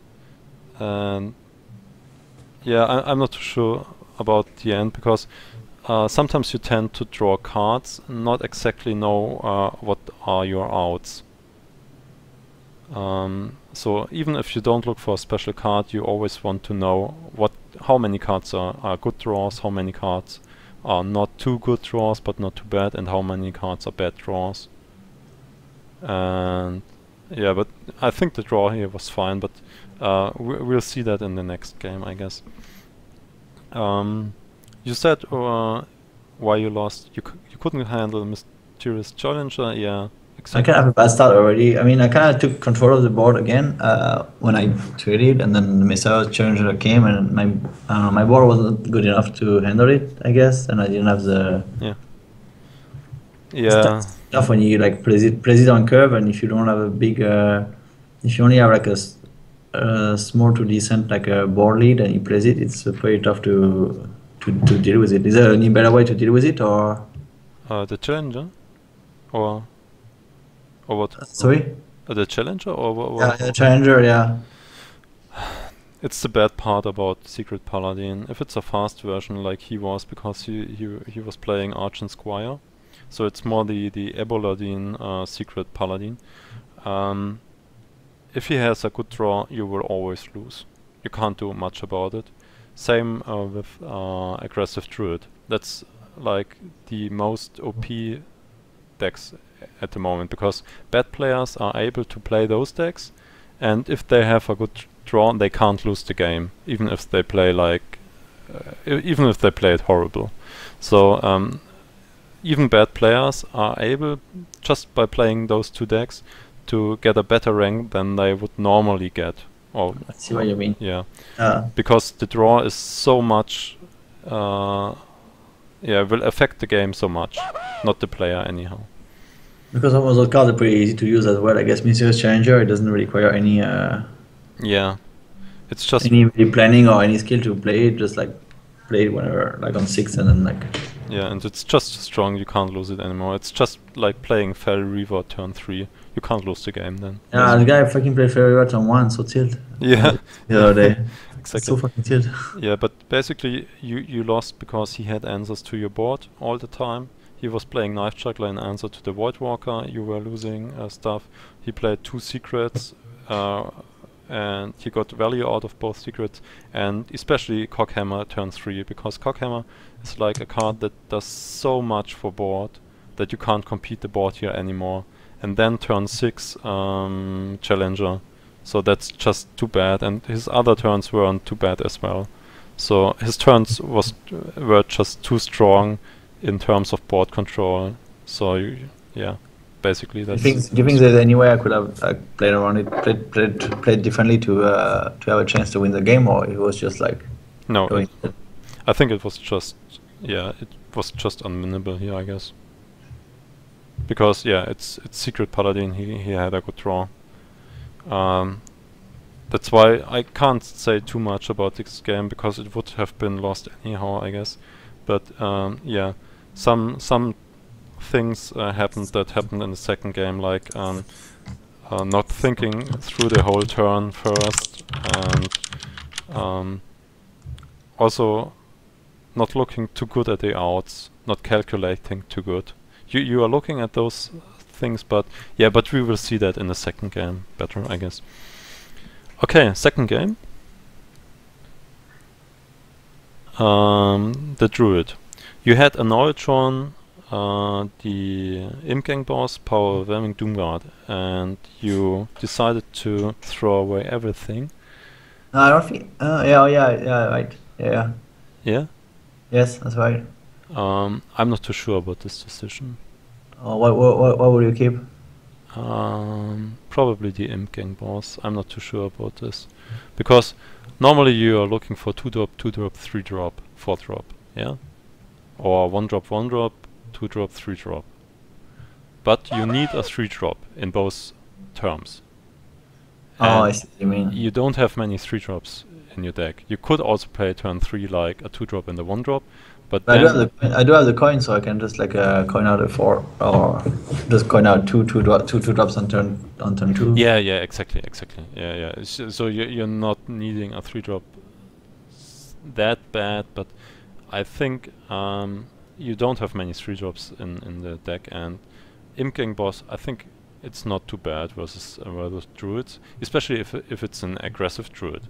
If it's an aggressive druid, it's one of your better cards. And if it's a slower one, then you can throw it away. So probably you were right here, but I wasn't too sure about. Well, what do you think is the percent of the deck in the ladder? Like, if you find druid, is it like, I don't know, 60-40 being a non-aggressive druid, or? I'm not too sure because I haven't played on NA for 2 weeks now. And while I was playing there were no aggressive druids at all, because this deck wasn't existent by then, I guess. But I think you have to look at the matchup, because the aggressive druid is much harder for you to beat than the slower one, I guess, or? Not much more harder, but I haven't played many of them either, actually, so I don't know. But I usually have a pretty good win rate against the slower one, and against aggressive one, it might be a little bit more difficult. But yeah, that's why I would have kept it, because if it's the slower one, you are ahead anyhow, so you can play it safer. The more you are ahead, the more safe you do play it. The more you are behind, the more risky you play it. And if it's a matchup where you are ahead, you can take like the safe route here. Just keep Imp Gang Boss. And if it's like the faster druid, then it's better to keep Imp Gang Boss. That's why I would have kept it. Oh, I see. Yeah, but I think in the end, it's always. You get rid of the other ones, right? You get rid of a Neutron and everything else, right? A Neutron is a bad card in the slower matchup and a good card in the faster matchup.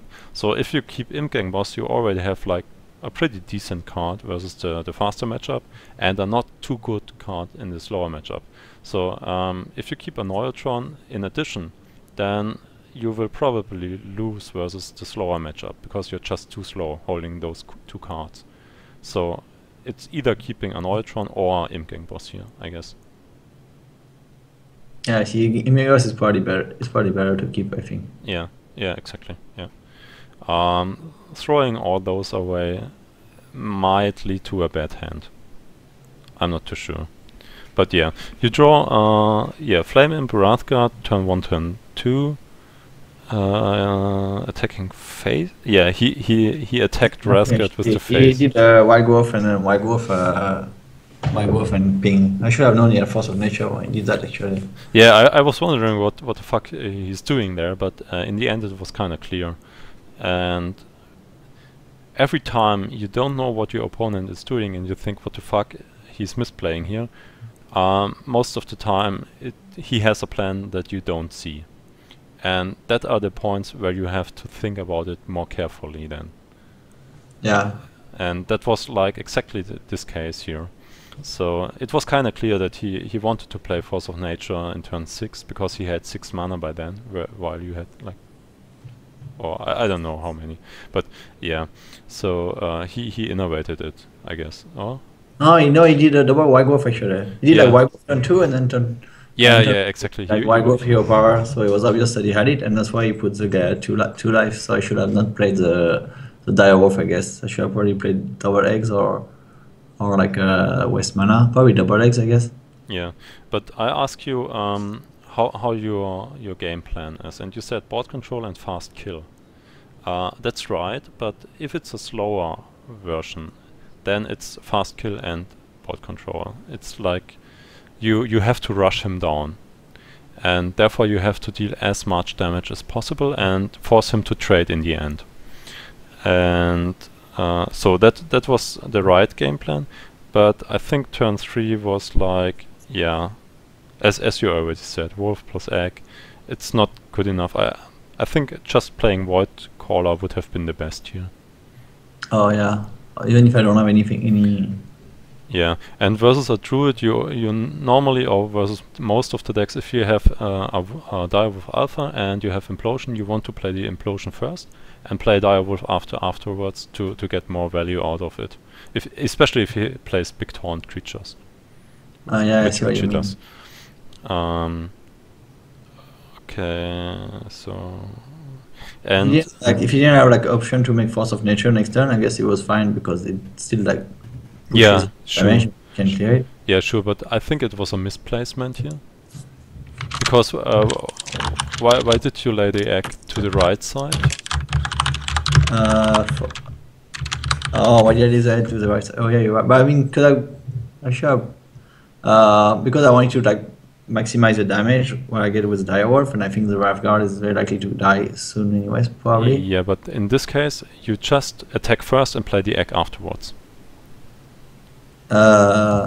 You play the wolf, attack with both creatures, and play the egg next to the wolf. Yeah. So I should have done that. You're right. Yeah.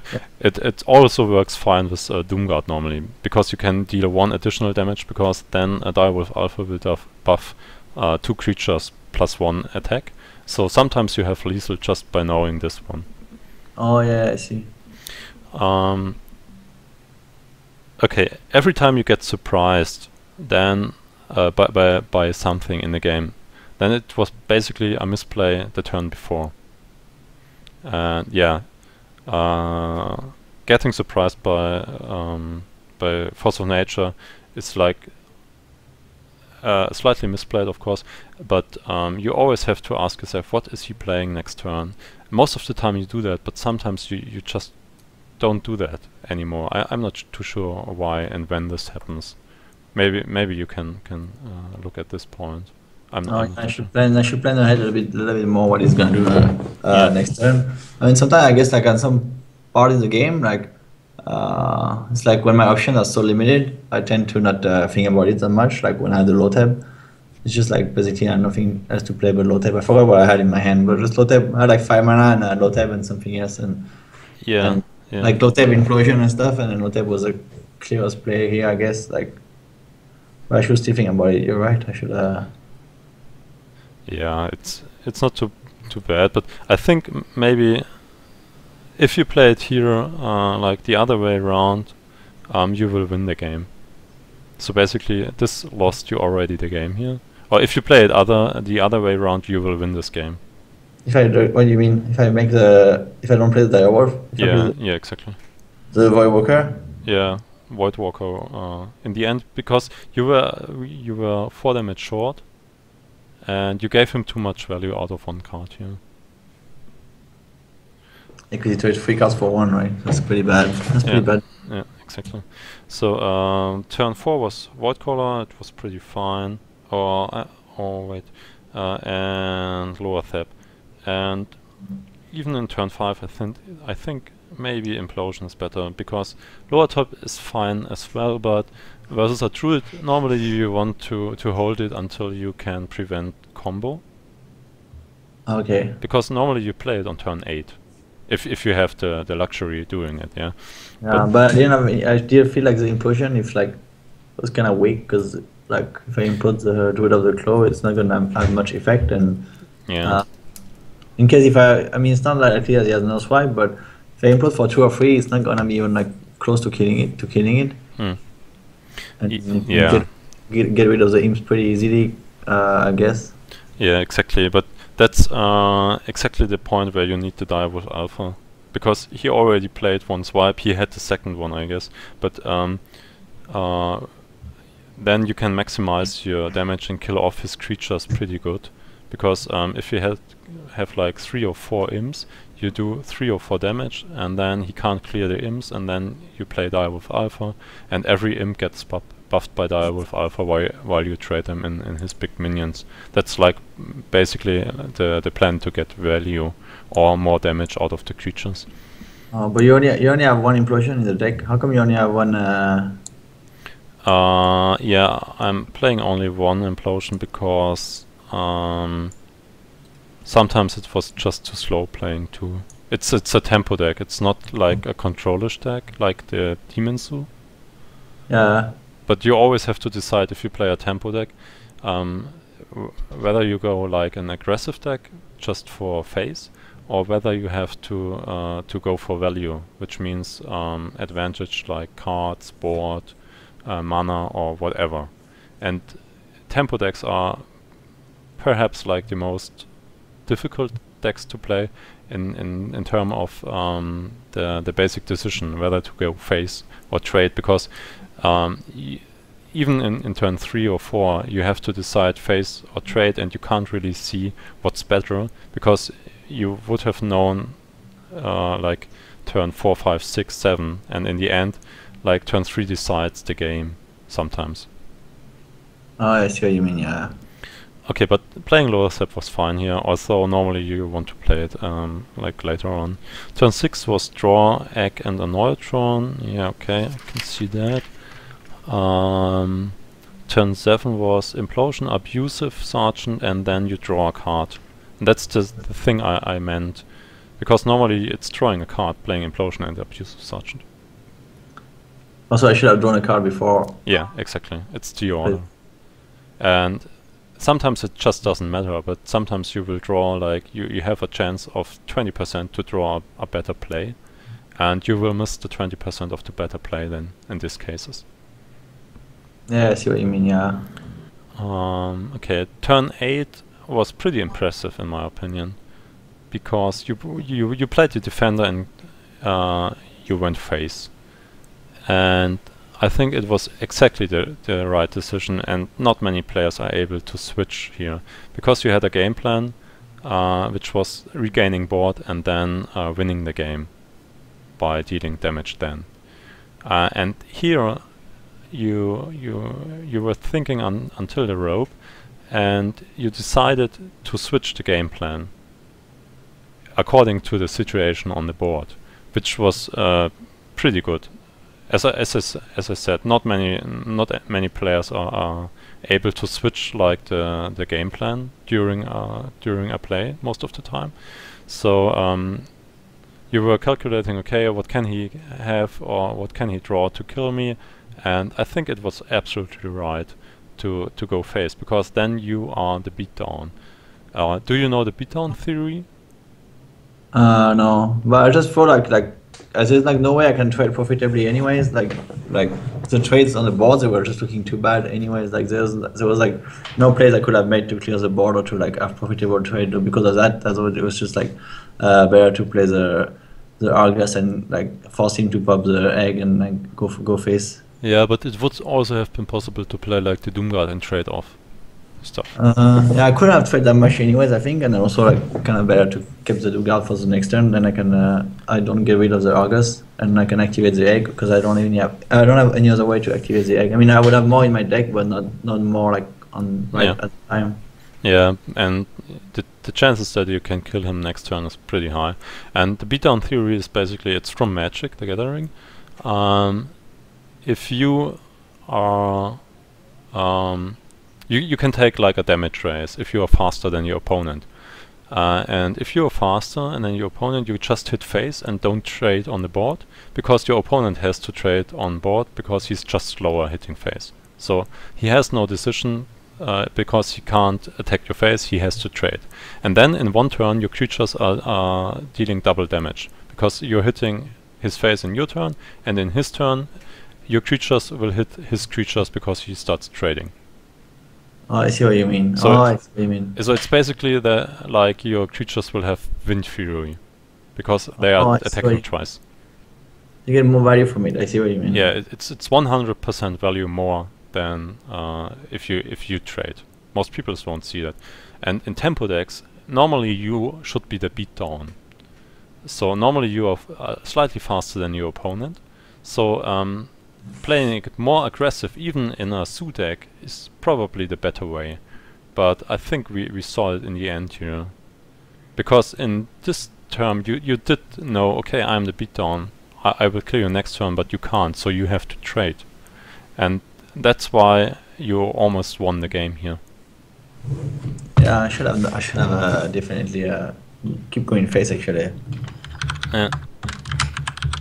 Turn 9 was trades and Doomguard. And there you made a slight misplay because you traded your Defender of Argus, which has 2 attack and 3 health, into his 3/2 creature. And in the 3/1, no? in the 3/1, yeah, you're right.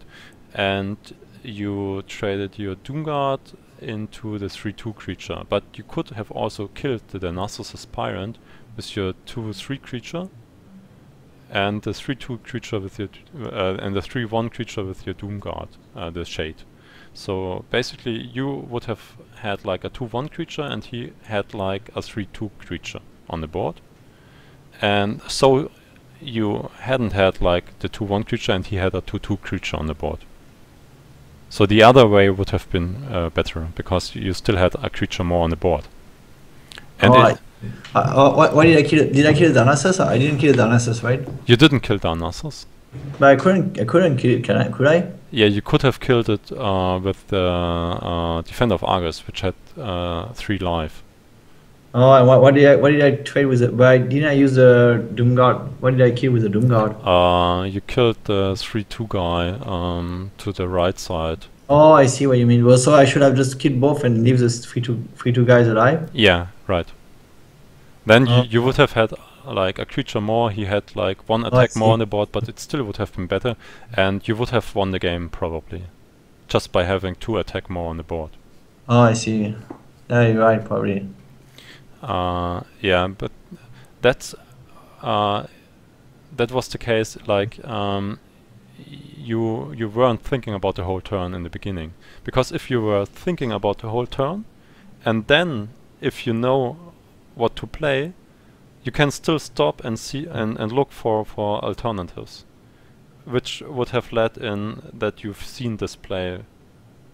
So just think about the whole turn and then start playing. And in the moment you want to start play, just think, okay, that's the play I want to make. What other options do I have? Oh yeah, I see what you mean. So I should plan the whole turn ahead instead of like I kind of fragmented a little bit. Like I think this move is good, so I do it, and then I think about the next move, and then yeah, exactly. I should think about the whole turn like yeah, in one session to make sure I can like see all the options and everything all the way to optimize it. Yeah, in Hearthstone it's like playing other games. You always want to see the whole picture, and then decide depending on the whole picture. And if you just start playing and then thinking and playing and thinking, you will never see the whole picture. Yeah, I see what you mean. Yeah. Okay, so turn 10. Sorry, turn 9. Turn 10.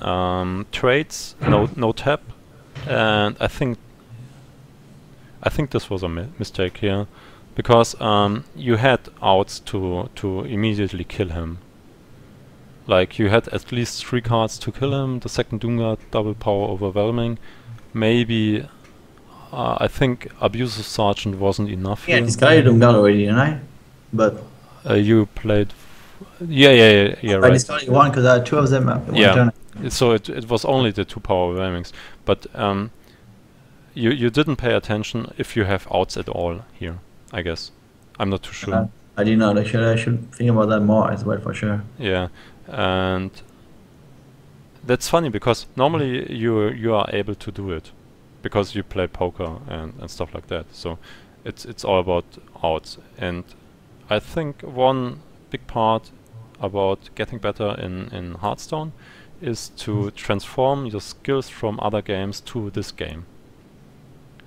And calculating outs is something I think you don't do much else in poker, or do you? Sorry? You will do it all day long in poker. Yeah, for sure. Yeah, I mean, poker is like a lot of the time you like there's like you have to know how many how much chance you have to get your outs, but you don't always know like which one of them are clean or not, depending on the guy's hand, you know. Yeah. Like if you have a flush draw with like overcards, you don't necessarily know that the overcards are gonna be good or well. But yeah, for sure we calculate outs a lot, and like not only the outs, but like the possibilities that different kind of cards will come. Even they don't make us win if they give us opportunity to bluff or something as well, you know. Yeah. Okay, of course. But in Hearthstone it's basically the same, because you want to calculate how many outs do I have, what are my chances to kill him, like next turn, this turn, whatever. What can he draw if he's top decking? What are how many percentages does he have to kill me? And in this case you can calculate what's better, to go face or not. Oh, I see what you mean. Yeah. Yeah, and I should have gone face for sure, right? I mean, yeah, because turn 8 was okay. Turn 8 was fine, but turn 9 and 10 did cost you the game in the end. They were slightly misplaced before, but like. Oh yeah, turn 8. Why did I do turn 8? I forgot. Oh, was turn 8? Turn 8 was defender and full face. Okay. That was the right decision, but in the upcoming turns, you didn't all you did was thinking, okay, I'm playing around the out of him getting like savage draw, and if you're ahead you can play it like this, but you lost the game because you were thinking you were ahead, and you did it like 2 turns and then you weren't ahead anymore and you lost the game, I guess. Because you were giving him like comeback chances all the time. Oh yeah, I see. So yeah, I wasn't that much ahead. I thought I was more ahead, but then he got the ancient of law and like made a big comeback on the board, I guess. But I think also I should have won because I had a void quarter and I had no demon in my hand, so it kind of reduces the value you can get from it if I don't have demons, I guess. yeah, but it's not about value anymore. It's normally you have like in chess, you have an early game, you have a mid game, and you have a late game. And in the late game it's not about value. In the mid game it's about value, and in the early game most of the time it's about board control. And in the late game it's about being beat down. It's about killing your opponent faster than he can. So of course more value in the late game can lead to killing him faster, of course, but I think just going for the faster kill is better here, because I don't know how his outs were to draw lethal, but I think maybe 20%. So you have like a 80% win chance in turn 9. And you keep playing it, and your win chance drops from turn to turn, and it won't get better anymore. So taking the 80% win chance in turn 8 is probably the best solution here, because it's like the best chance to win the game. Yeah, I see what you mean. Because then, like, if I don't take it, like, it's not gonna. I mean. Yeah, it won't get better from turn to turn. It's not in that spot. I mean, some spot you could play it better, right? But in this spot, it wouldn't get better just because. Yeah. Cards that you could draw, the cards that you could draw are gonna have more impact than the one, or it's gonna have more chance to have like to draw an answer to my board than I have to get later. Yeah, exactly. Because you don't give him the chance. Not only you give him the chance to draw immediately lethal, but yeah, you're playing around it. But you give him the chance to regain board, and that's like maybe a 60% chance or a 50% chance, and then you will lose the game. So basically you trade a 80% immediately win chance against a 60 or 50% chance that you will lose the game just by losing board. Yeah, I see what you mean. But it's hard to see, and it's like one of the main problems with tempo decks.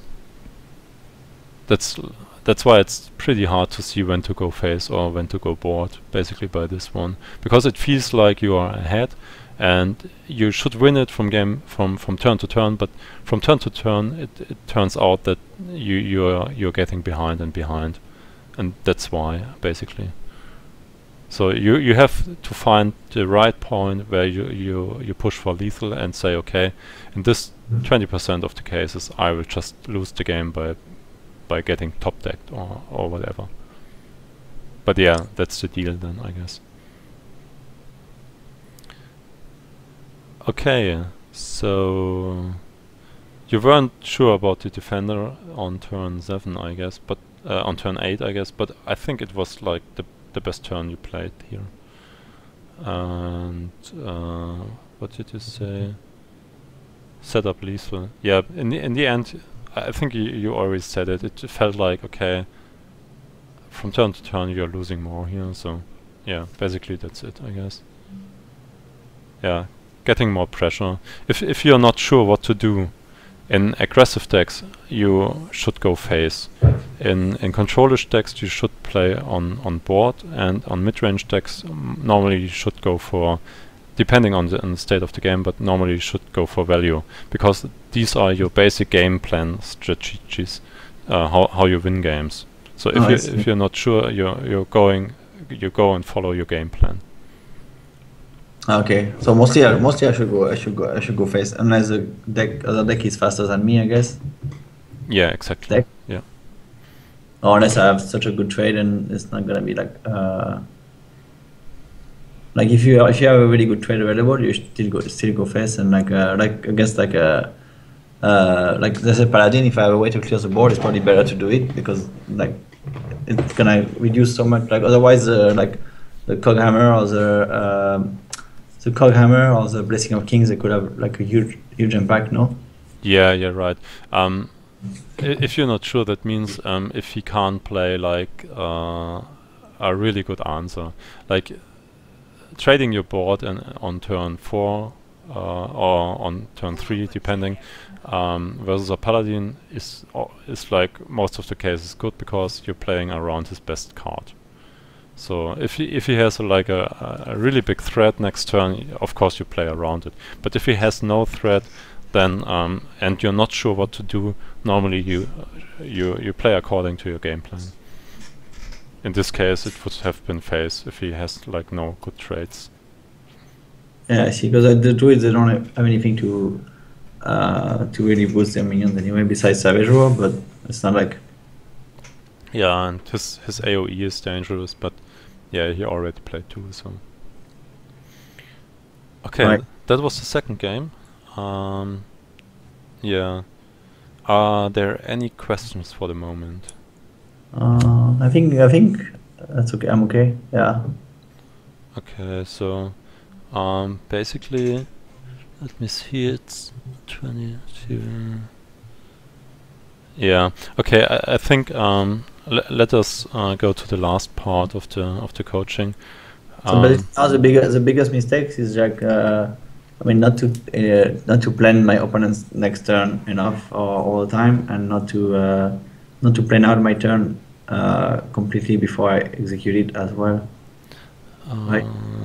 Plan opponent's turn, and what was not playing my own, not planning my own turn with different options possible. Just like I fragment it a little bit too much, and I play, and then like I realize that I missed something,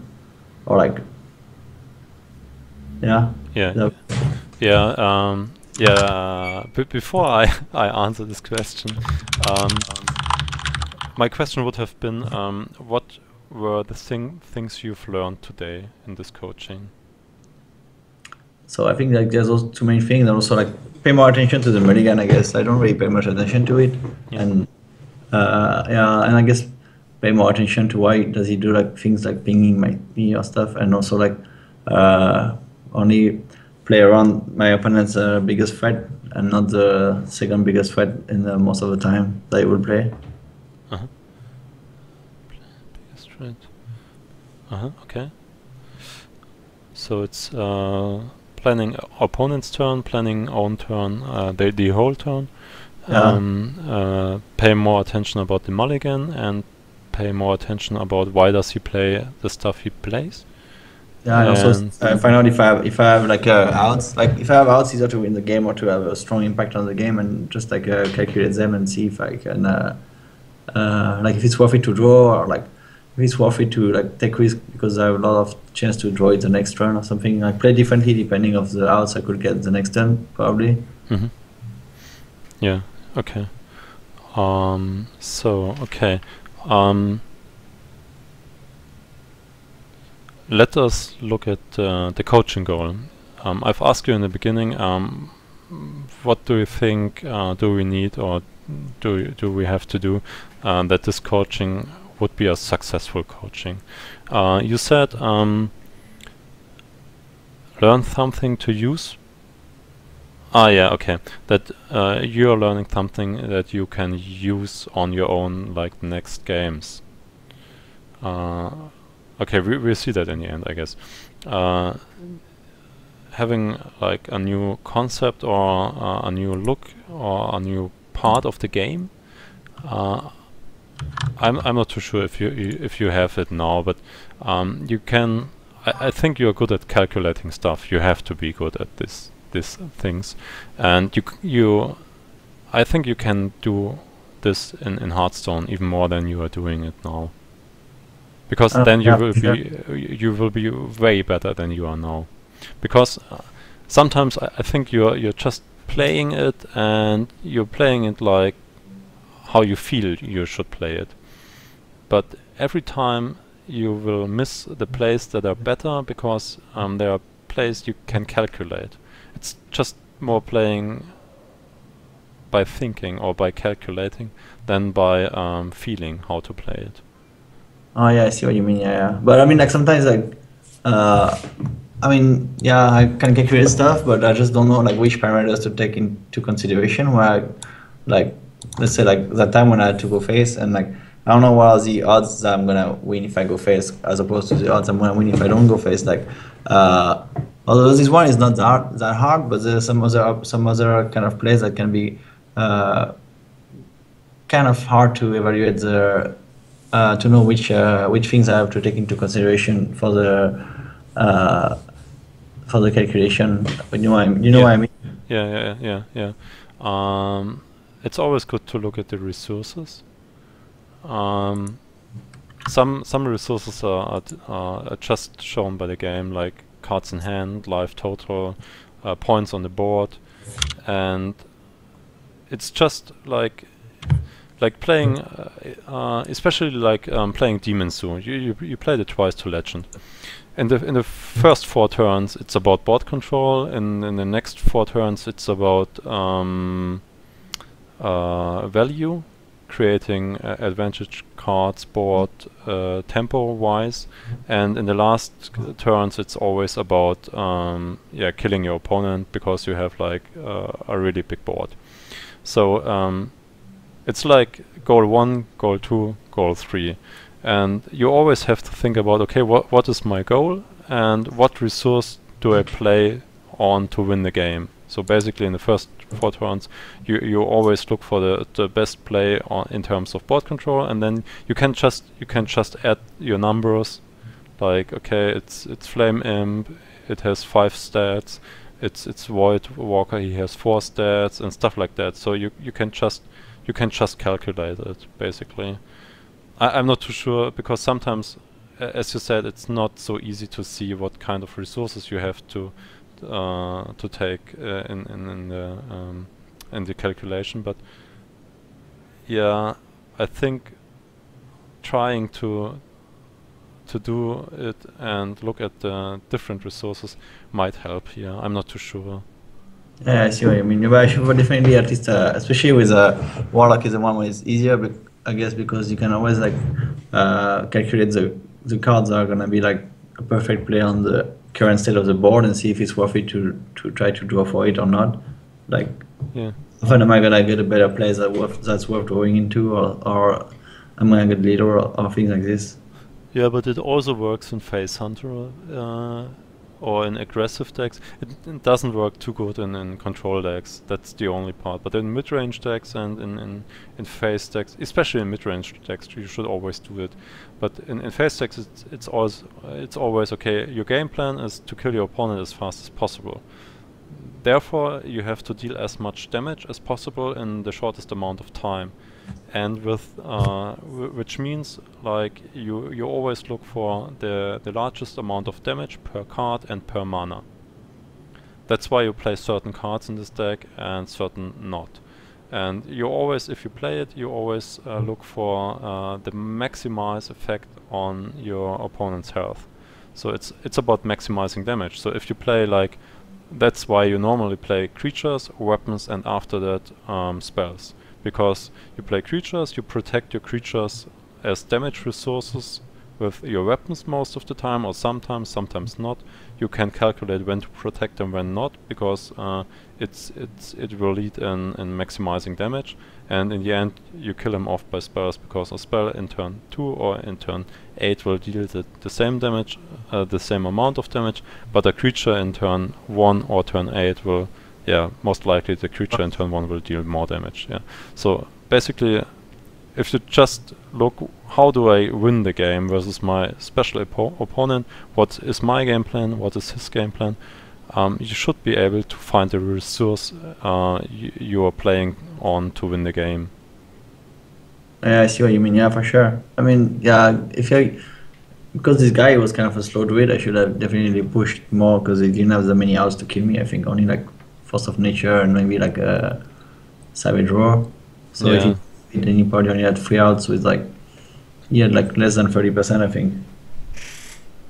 Yeah, maybe, yeah. I'm not too sure because I didn't calculate it, but yeah, I think it's kind of easy to calculate. And then you say, okay, his outs are not good enough, so basically in 2 or 3 out of 10 games I will lose this, but in the other cases I will just immediately win the game. Yeah, but yeah, I'm not too sure about the special case because I didn't calculate it here as well. And then you said finding mistakes. What are the mistakes you do? And I think it's more about what are things you play because just you feel like you should play it, and then you can't play it the other way around. Thinking about plays will allow you to decide which one is better, but just playing by your feeling won't give you the ability to play it like the other way. Yeah, because I don't really like. I see what you mean. I play a little bit too much by feeling because I feel like a play is good, so I just. But then it's kind of hard to compare the different play if I think that way. Like. Yeah, it's hard to compare it. Yeah, exactly. And most of the times, because you're an experienced player, game player, you will have the right feeling, so you will get easy legend without thinking too much, because your feeling is so good that you will win most of the games. But getting better means to think more and to distrust your feeling a little bit more. Yeah, I see what you mean. That's kind of like what I get sometimes. Like when I play poker, you kind of have to follow your feeling a lot, because it's kind of like there's a bit more intuition in poker as well, because there's much more psychology. So you kind of have to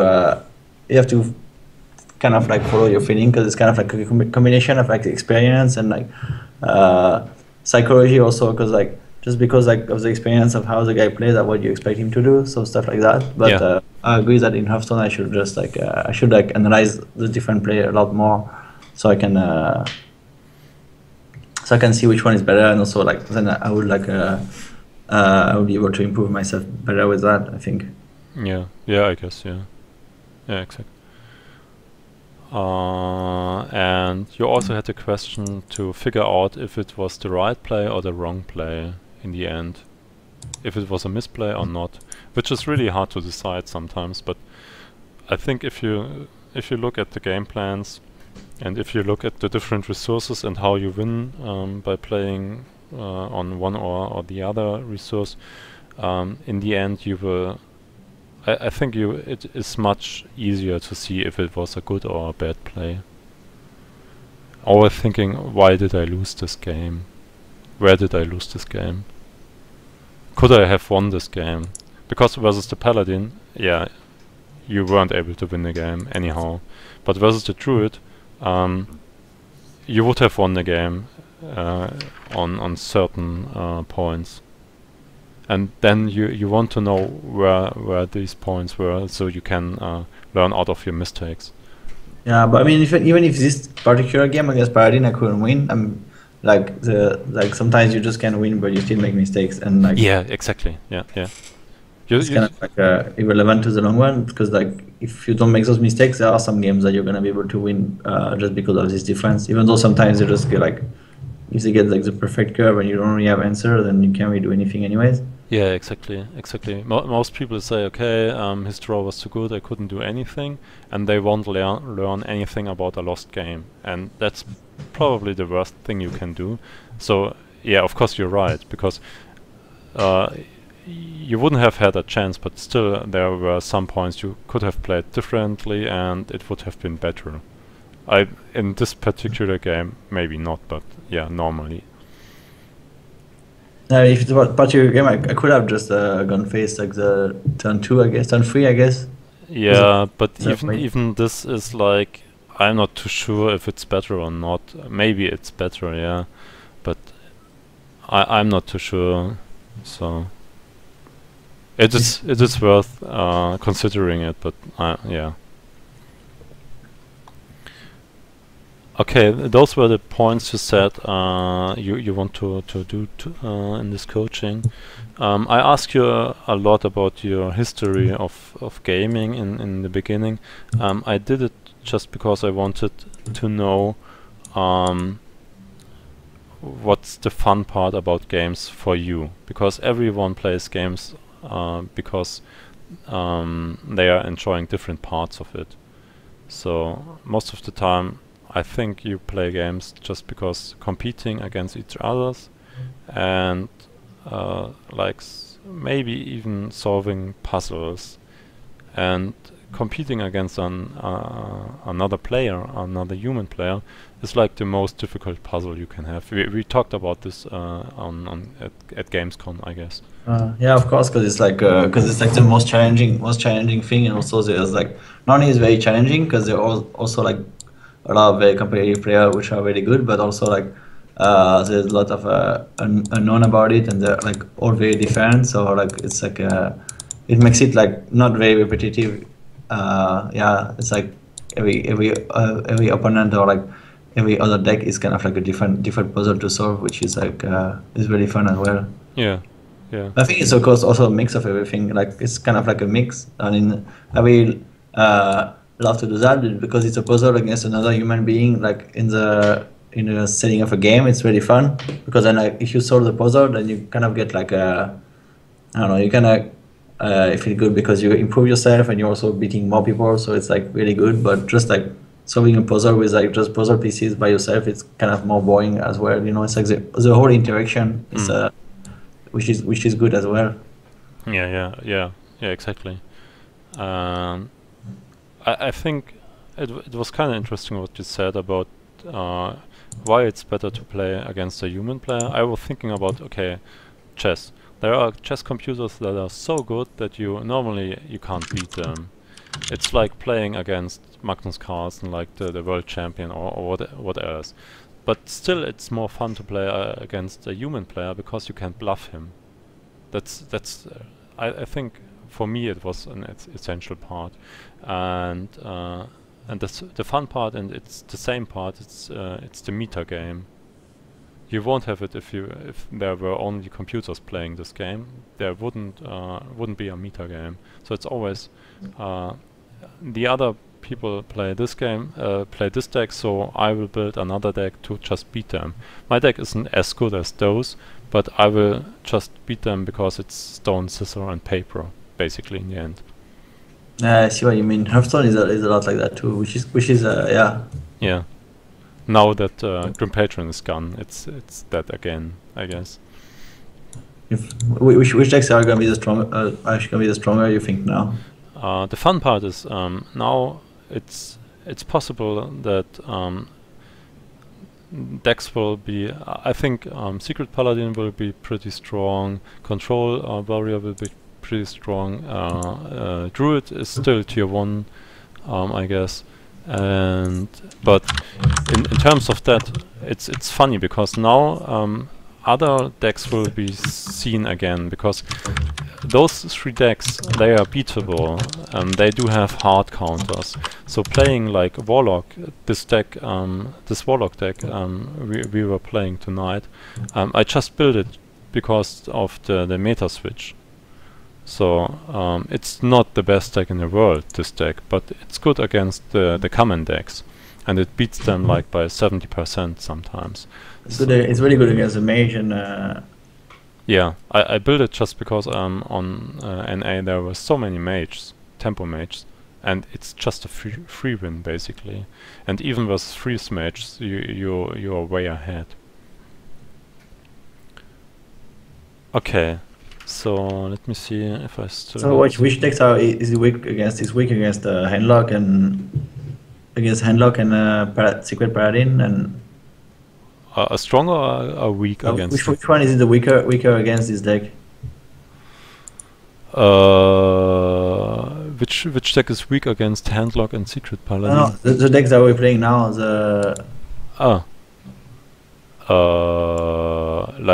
The deck we were playing now is not good versus Handlock normally. Yeah, I don't know. That's a feeling I got. But I mean, I'm not that. Yeah. I feel like it's not that.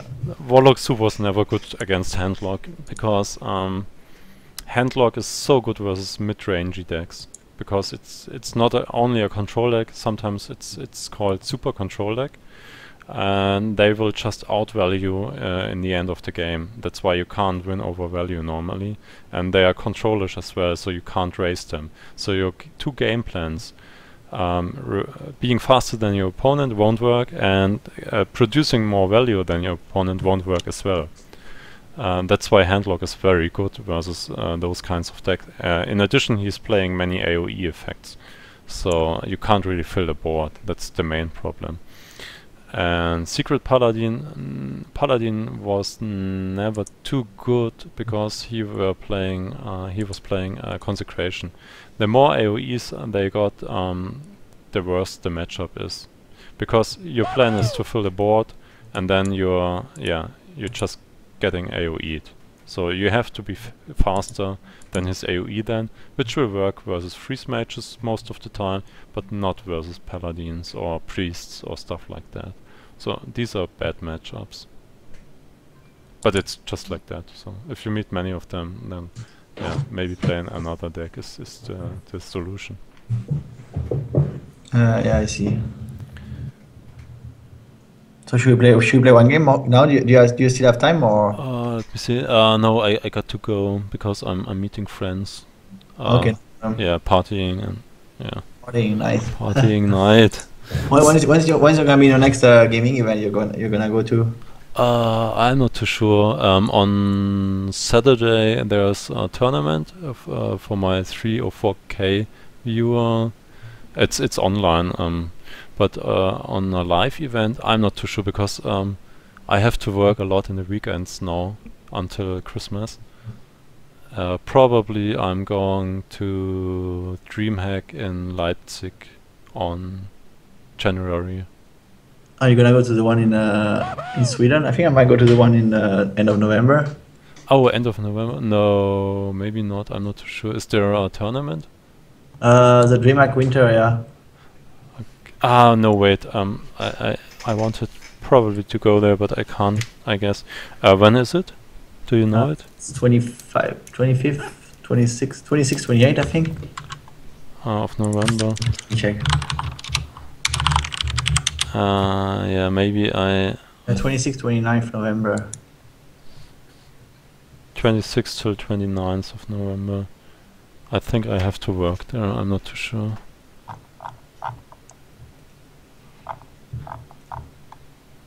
Yeah, I see. What kind of other cons or tournaments you are going to? We're going to BlizzCon and DreamHack Winter, and then I don't know. After that, I'm not sure exactly after that, but probably quite a bit more now. So Okay, fine. Yeah, I'll check it and send you if I'm there or not. I'm not too sure yet, because I wanted to play some tournaments and go to some events, but yeah, I'm not too sure when I can go or not. you play a lot of tournaments on online one? No, not at all. Yeah, normally they are on the weekends, and yeah, I don't have time on the weekends because if I don't have to work in the weekends, like teaching at universities, which are basically in the weekends during the semester, yeah, I go and see my girlfriend because she's a radio host, and she has to get up at like 4 a.m. What? So sick! Oh my Yeah. God. That's the time we go to bed. That's the time we go to bed. Yeah, sometimes even later. Oh, sick. Yeah, I've been going to bed at like 5 a.m. every day. So sick. Yeah, exactly. Me too, normally. So it's just relationship time in the weekends most of the time then. So yeah, but I see. I see. Yeah. Okay, cool. But thanks anyways. Thanks a lot for the host for the I for the will host coaching. you. I will host you. Thanks so much for the coaching and yeah, it was really interesting. And if you have some time, maybe we can do it again for like other sure. decks or like. Yeah, no problem. Normally, what will happen is that you will just slightly become a little bit worse, and after that you become a little bit better. I see. Because you are questioning more plays, even the good ones, and you are testing like, but it's always the same normally. So, but in the end you will become, hopefully you will become slightly better. Yeah, hopefully. Okay. Good. Okay, so yeah, it was fun. So have a nice evening or night. Yeah, you too. Thanks a lot, man. Have a good party. Yeah, They have good parties on these. What is it today? Today is Wednesday. They have good parties on Wednesday. Yeah, of course. Always good parties. Yeah, I will host you in like 5 or 10 minutes. All right, thanks so much, Daniel, man. Yeah, enjoy. No problem. See you. Fun. See you. Bye. Bye. Okay, so I will say some words in English and after that in German. So yeah, basically this was the coaching with Elky. It was the deck I played to #1 legend on the North American server during the 24-hour stream. I just built it then. Let me see if I get it here. I call it a log. Yeah, it's this list. It might not be the best list. It's my second attempt on building this deck list. Let me... Might be... Yeah, so... It's the second attempt on building this list. During the 24-hour stream I built it, and yeah, it went pretty good. So this list is good if you meet like many good matchups and not too many bad matchups like every other deck around. So yeah, give it a try if you want. It's fun to play. Okay, so that's it. Okay,